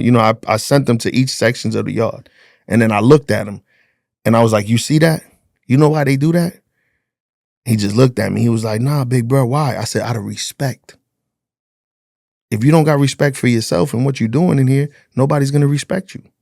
And that's why you keep creating these damn problems that you have. Now I gotta put my face on you so the Muslims don't kill you because you don't want to listen. But look at your boys, look at your homies. They not under me. I'm not their big homie. But look at them. It's out of respect. You know what I'm saying? And that's what I used to try to instill in all of them. Get money, look good. We ain't gotta fight all the time. It's times for that, I know. And we'll do it when it's times. But I just looked at it different because, like you said, that shit humbled me. That shit humbled me like crazy, man. I'm totally a different person than what I was on the street, what I was as a correctional officer. You know what I'm saying? Like my family and everybody, they're like, yo, you so different now. What do you think is the biggest change? The biggest change is like, I think now. When I was younger, I didn't think. When I was a correctional officer, I didn't think. I didn't care. It was always go, go, go, go. You know what I'm saying? And I think because of being in prison, I spent out of the 12 years I did in prison, I probably spent 8 of them in lockdown. You know what I'm saying? 23-1. The only difference is my 23-1 wasn't like everybody else's 23-1. You were living good. I was living great. The officers ain't shit. Let's be clear. Georgia officers ain't shit. None of them.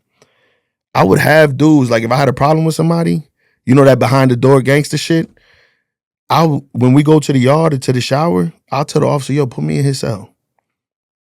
And he'd be like, what? Yeah, put me in his cell. I ain't gonna kill him, but we're gonna get some act right. We're gonna get some straightening because he liked to be behind the door talking all that shit. The officers would literally take me out my cell, put me in his cell, knowing he's in the shower. He don't know I'm in his cell. And he comes from the shower and the door opens and here I am standing there. You in handcuffs, but I wait. Like, yo, take the handcuffs off him. And it was rare that I actually had to fight though. They would just be so shocked and scared, like, holy shit, how the fuck did you get in my cell? And the officer right there looking like, yo, take the handcuffs off. All right, close the door. Now it's just me and you. You can't talk behind that door now. And like I said, I grew in prison. I started learning, like, you can't always be that go person. You know what I'm saying? To me, I ended up being more political. You know what I'm saying? So I would do that, and I would sit them on their bed and be like, now let's talk. I'm in your face now. Let's have this conversation different. We're not under the door. You know, you can't scream all that bullshit under the door now. I'm right here. So what do you got to say? You know, and it always ended up, yo, my bad. I'm just upset. You know, whatever. You know what I'm saying? Because a lot of people didn't have it like me. They didn't. When I go to the shower, like, you know, when they come in to run showers, they're like, yo, you either go to the yard or you go to the shower. You got an hour in the yard or an hour in the shower. What you want? Me? They'll come to me, yo, Mighty, we're going to put you on the yard first. You stay out there as long as you want.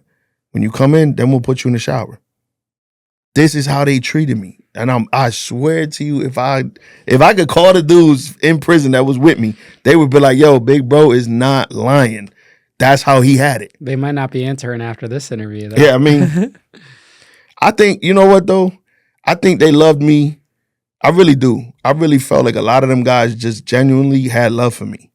So even if they were to find out, I don't think they would be mad. Because I was doing the same shit they was doing anyway. You know what I'm saying? They might be like, damn, I can't believe this motherfucker was a correctional officer. We was chilling with him. We was, you know what I mean? But I always looked out for a lot of people, though. You know, like I said, I would teach them how to keep people away from them, like the officers, keep them from fucking with them.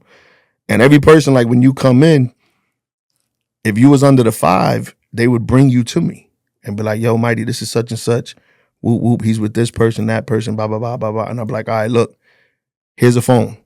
You got to pay for it. But here it is right now. Now go make some money. Use that phone to pay for that phone. You smoke, here's a pack of cigarettes. You know what I'm saying? You want to make money? Can you hustle? I'm going to see if you can hustle.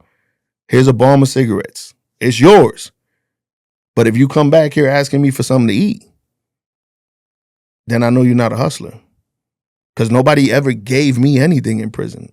You know, I talked my way into getting shit. You know, but that's what I would do for them guys. Anybody who came around me, if you was a part of my team, I would look out for you. Even some of the Crip dudes that would come up to me. Yo, Mighty, I'm fucked up, man. Help me out. All right, yo, here, boom. Here's something. You know what I mean? So I had mad respect in there. I had mad love in there. So you get out of prison after 12 years. You had lost your career and then lost 12 years of your life. Yeah. Where does someone even go at that point? So I have a homeboy that owns a restaurant in Buffalo, New York. So when I get out, you know, my resume is beautiful. You know, military, correctional officer, you know, did security jobs my whole life type shit. So I'm like, my resume is good. How do I hide the fact that I was in prison to get a job? Because, you know, they ask you what you did and how many years. So I'm like, damn. One thing a counselor in prison told me, they say, yo, when you go to fill out your application, the jobs that you held in prison, put them on the application. But don't put Augusta State Prison. Put ASP. You know what I'm saying? Break it down to just the letters of the prison. They're not going to look it up 9 times out of 10. Then you know, you could put supervisors on there, put your supervisor you had on there. So I thought of it like that, and I was like, damn. So my first job getting out, I was home a month, and I started working at UPS, sorting packages. They hire anybody there. They don't give a fuck. As long as they got a body, they don't care if you're a convicted felon, nothing. So these guys that come home, I can't get a job, my life is all fucked up, nobody wants to hire, bullshit. Go to UPS. There's a lot of jobs you get hired as a felon, especially in today's world. Exactly. Because I got hired at UPS, started doing that. Then I started working at Dunkin' Donuts because I was working 2 jobs. I wanted all the money I can get, you know. Then I quit UPS. My homeboy owns a restaurant, and my brother worked there. My brother been working there for like 20 years. So my brother was like, yo, come in. Like, I'll train you. You can cook, whatever. Got in there, learned how to cook the way they cook, and just blew up. Like, my boy calls me to this day, and he's like, man, please come back. But I'm like, no, I love Florida. I don't like New York. I love Florida. So I'm like, nah. But it was easy. It was easy getting back into the work. My biggest problem when I came home, and I still have it to this day, I got PTSD. I'm not even gonna lie to you. Like, any noise, I'm up. I'm out the bed. You know? The peoples I stay with, they got a gun license. So, you know, being a felon in Florida, I guess you could have a gun in the house. You can't carry it in Brown, you know what I mean? But yeah, so I keep one in there. I still to this day hear a noise. I'm in the middle of nowhere. Like in Florida, I live in a spot. It's called Port St. Lucie. It's like in the section I live in, the people that I work with, they be like, oh, you live in a bougie area. Because it's like a rich type neighborhood. So I hear shit. I get up. I walk through my apartment, looking around, looking in the corners, looking in closets and shit. Like, I don't know why. I think the military had a lot to do with that too. Because when I came home from Iraq, I was on shit then, like the PTSD. But just any noise. Like when I was in prison, I never slept under the blanket, ever.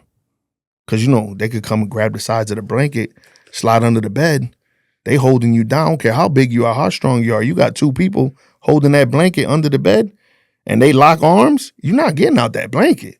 I seen that. I seen dudes get fucked up with that blanket. So I never slept with a blanket. I always slept with a sheet, but I kept the sheet cut in the middle. You know, so it would be wrapped on me, but you don't know it's cut in the middle because how I got it on me. So if you were to grab it and pull it, it's just gonna rip open, and I'm still gonna get out the bed. You know what I'm saying? I slept with knives. I'm not playing. Like one time, I had this dude in the lockdown unit. It was a light that was probably about this long, big light, and we pop it open, and it was, I don't know why the hell they got this metal piece in there, but it was a piece of metal straight across the light, and we just hit it with the boot, pop it off. It was like this damn long. And I would have them bend the end to where it was like gripped up, wrap the sheet around it so your hands come in there. You know, you put the sheet around your wrist so they can't snatch it from you. It was a damn sword. We had a standoff one time with the GDs. And they call me, yo, Mighty, da-da-da-da. So I grab my sword and I run over there. And when I run over there, I'm standing face to face with the dude and I pull the damn shit out. And that shit was as long as my arm. I pulled it out. He was like, whoa, wait. I was like, nah, it's not time for waiting. What we doing? He was like, no, wait, bro. And we ended up talking it out, but yeah, like, shit. I've heard you want to use the blanket, though, for protection so you don't get cut up in the middle of the night. Shit, I didn't think like that. I was like, fuck that. Because if they grab the sides of the blanket and they slide under your bunk, you like this. You can't move. And then they jump on you and just start stabbing you. Nah. I guess if your bunk was against the wall, you'd be safe. Yeah. Because then they can only they can only have one person. But when I went to, like, even in the level 5 camps I was at, the only time I was in a cell house was when they would lock me down. They always put me in the dorm, the one building that is an open dorm. The only time I was in a cell was when I was in the hole. In Hayes, I was in a J building. It's 4 dorms. 60-something beds upstairs or 60-something beds in each dorm. Straight side-by-side bunk beds. You got a little fucking cut where your locker boxes are at. They moved me from Hayes. They put me in a prison called Long Stay Prison. That was the police officer prison. Ex-police officer, ex-correctional officers, lawyers. I was there for maybe a year. But again, the shit was always in me. So they take me to the outside detail. I go outside detail at this prison. Because in Georgia, 13 years or lower, like if you got 13 years or less, you could go outside the gate and work. All right. So they take me outside detail. When I'm outside, there's no cigarettes in the prison. This prison was literally the size of one dorm. There was 4 dorms in the whole prison. That's it. 4 rooms. Boom, boom, boom. Like 60-something people in each dorm. That was the whole prison. That was for the ex-police and all that. So I was in there with a dude who was in the military. Well, you know, ex-military. He was black ops. He was a badass fucking white boy, man. I would take that kid anywhere with me. Anywhere. He was a badass dude. So anyways, me and him, we worked together. We on the outside detail. And I'm like, damn, people would throw us cigarettes. Like drive by. We worked in neighborhoods. They would throw packs of cigarettes at us. Shit like that. And I'm like, damn, how the hell are we going to get that shit in? Because I'm really not thinking about shoving nothing up my ass. I'm not going to lie to you. I'm like, that's not going. I'm not doing that. So I'm talking to him. I'm like, how the hell are we going to get that shit in there? He was like, man, I'll do that shit. I was like, for real? He was like, hell yeah.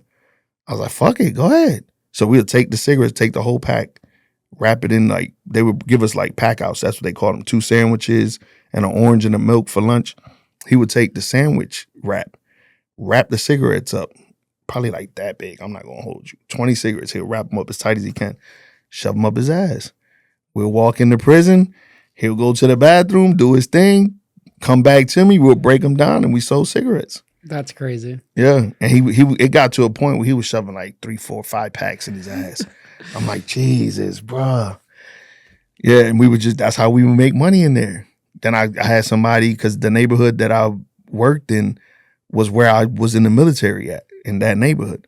So I knew a lot of people around there. They would bring me, like I had to bring me Coke one time. That shit didn't last long though. I brought that shit in. I was bagging it up. Like I'm on the mirror with it. I'm bagging up the little Coke into little 20s. Fucking the police come in, they holler 12 in Georgia. They were like 12, 12. So they coming in the door. I slide the shit under my locker box. He comes through, walks out. I pull it back out. I sold the whole, it was like a half an ounce. But I bagged it up in 20s. I sold the whole half an ounce that night. Next day, they came and kicked the door in. The dog comes up because when I slid it under my locker box on the mirror, I guess some of it fell off the mirror. Dog comes barking at my box, sits down right in front of my shit. I was like, oh, shit. I know I didn't have nothing, though. It was all gone, so I wasn't worried. But the warden looked at me, and she was like, what the fuck are you doing? What are you into? And she knew I was a correctional officer. She knew all the guys there, ex-police, all that. I was like, I'm not doing shit. I was like, I had a summer sausage in there that was like half open. Maybe that's what he smelled. Because she didn't find nothing. But then I had dudes there, they all police and shit. And they act like they still police officers. So they ended up telling her, like, hey, Rodriguez is bringing in cigarettes and he bringing Coke and he's selling it to everybody and everybody's in here getting high and all that. I was like, oh, shit. So she sent me back to prison, like back to level 5, back to max. I was like, ain't this a bitch? If you could change one thing that's happened, what would that be over the course of your life? If you could do one thing differently. I probably wouldn't have drank as much. Like back then, when I caught my case and everything, I was a heavy drinker. Real bad, like alcoholic, I'll say. And that made me make fucked up decisions, And that's what got me put in the position I was in to go to prison, So yeah, I would definitely try to have changed that much of me. Are you more cautious now? Oh yeah, definitely. I don't go out. I don't go to clubs. I don't go to bars. I don't go to none of that. Like I'm home. I'm work. I'm home. I buy me something to drink. I sit at home, drink my little drink in my house, watch TV. Like I'm so content with being in the house. A lot of people don't. They be like, why are you so chill? Like you just don't care about being home. I'm like, do you know what I went through? Like, can you imagine being in your bathroom for 12 years? Like, come on. Yes, I'm comfortable. I could go in my fridge when I want, watch whatever I want, I bought like a 90-inch TV because I was like, I just want my shit to be big as hell. And I just sit there like, but yeah, I think I would have changed that. Like the drinking really put me in messed up ass situations, even before I was in the military. Like the first couple of times, well, not the first time I actually pulled a gun and shot at somebody, I was in 6th grade. And I shot at the bus, like in front of school. Everybody was coming out of school and I just upped it. Had a 38 long nose and I just let go all 6 shots at the bus. And then after that, it was just like I was always just that person. I was always that type of guy that just didn't give a fuck, And then when I started drinking, you add the alcohol to that attitude, and it was a spiral. I tried my best to stay out of prison, but I ended up going to prison. Are you at peace with the decisions you've made in your life? Oh yeah, yeah, definitely. I really did change, man. I really did, and prison definitely helped me do that. It did. Some people like it. Some people go back. I don't ever want to see that again. And like I said, I didn't live bad in there. I lived great. It sounds fucked up, but I lived good. I had phones. My peoples were at home. Damn, bro, how you get a phone in there? How you sending me money? My brother used to tell me all the time, yo, stop sending these people money, bro. You're in prison. They should be sending you money. But I was just like, bro, I'm making it, so I don't care. Which was dumb as hell, because I promise you I was a millionaire in prison. With all the money between the time that I was making it, if I would have saved all of that money, I guarantee I was a millionaire. In a year and a half, I sent $250,000 through my brother's Cash App. And he was like, yo, you got to slow down. Like, the feds are going to come after me. Because it wasn't all in one shot, but throughout the 2 years, 5,000 here, 10,000 here, 5,000 here, like shit like that. And he was just like, bro, you're going to have these motherfuckers come, like, put me in prison because, you know, and then Cash App started doing that. They started fucking indicting people off of Cash App. So I'm like, yo, I've been home since December 2020. And I don't fuck with none of that Cash App, none of that shit no more. Well, that's because they were doing like the Cash App scams and stuff with the pandemic and everything like that. Yeah, yo, I knew dudes in there. I didn't do it. And at first I was like, damn, I should have done that shit. I knew dudes getting $50,000 cash. Yeah, they were getting like 20K here, 20K there. Yo, wild. Crazy. I still see people on social media that'll be like, drop Cash App. Who's got this bank? Yeah. Who's got this? That shit is crazy, man. Go make some hard-earned money. I knew guys in prison who literally one day be the brokest motherfucker on the yard. And then the next thing you know, they got the cigarettes, they got the phones. I'm like, how the fuck did he get that? It's so crazy. It's crazy, man. And then when they would tell me like, yo, let me use your shit so I could get it, I'm like, no, I'm not doing life. When I go home, I gotta have a job, bro. Like, hell nah. That's funny. But yeah, that was crazy. Rob, I appreciate you coming on the show today, man. Oh, definitely, dude, man. I think this is my first interview ever where it's been a banger from the beginning. Like you just took off in the beginning. Yeah, yo, listen. All fire. I just want it to be known, man. I want that story. No, I appreciate that, and I always love like the episodes where someone watches kind of the flow of the show and they know they could just run with it and hell yeah, and just make it happen. You definitely make somebody feel real comfortable. I'll tell you that. I walked in and your boy was like, yo, you want something to drink? You want this? I'm you like, didn't even have your drink. Exactly. That's been sitting there. Yeah. But I'm like, damn. Then I looked, I was like, why the hell do y'all got toothbrushes? But it was just crazy. But no, we got everything. Dude, I'll go to some people's like studios or podcasts. You don't even get offered a water.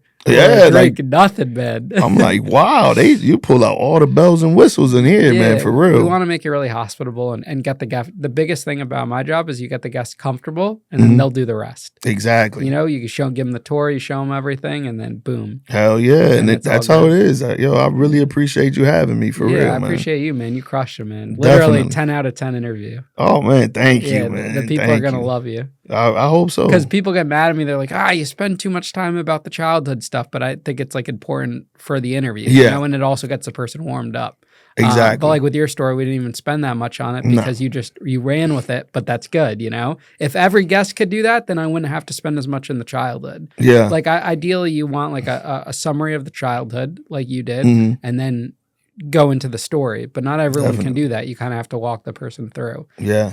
But people could just skip over the childhood stuff. If they don't want it, there's timestamps for a reason. You go to the spot where it gets to prison, you get to hear the prison stuff, Exactly. So, I appreciate you coming on, man, and I wish you the best in future success. Thank you, man. You too. You're doing great. Thank you, bro. It's coming together. Yes, it is.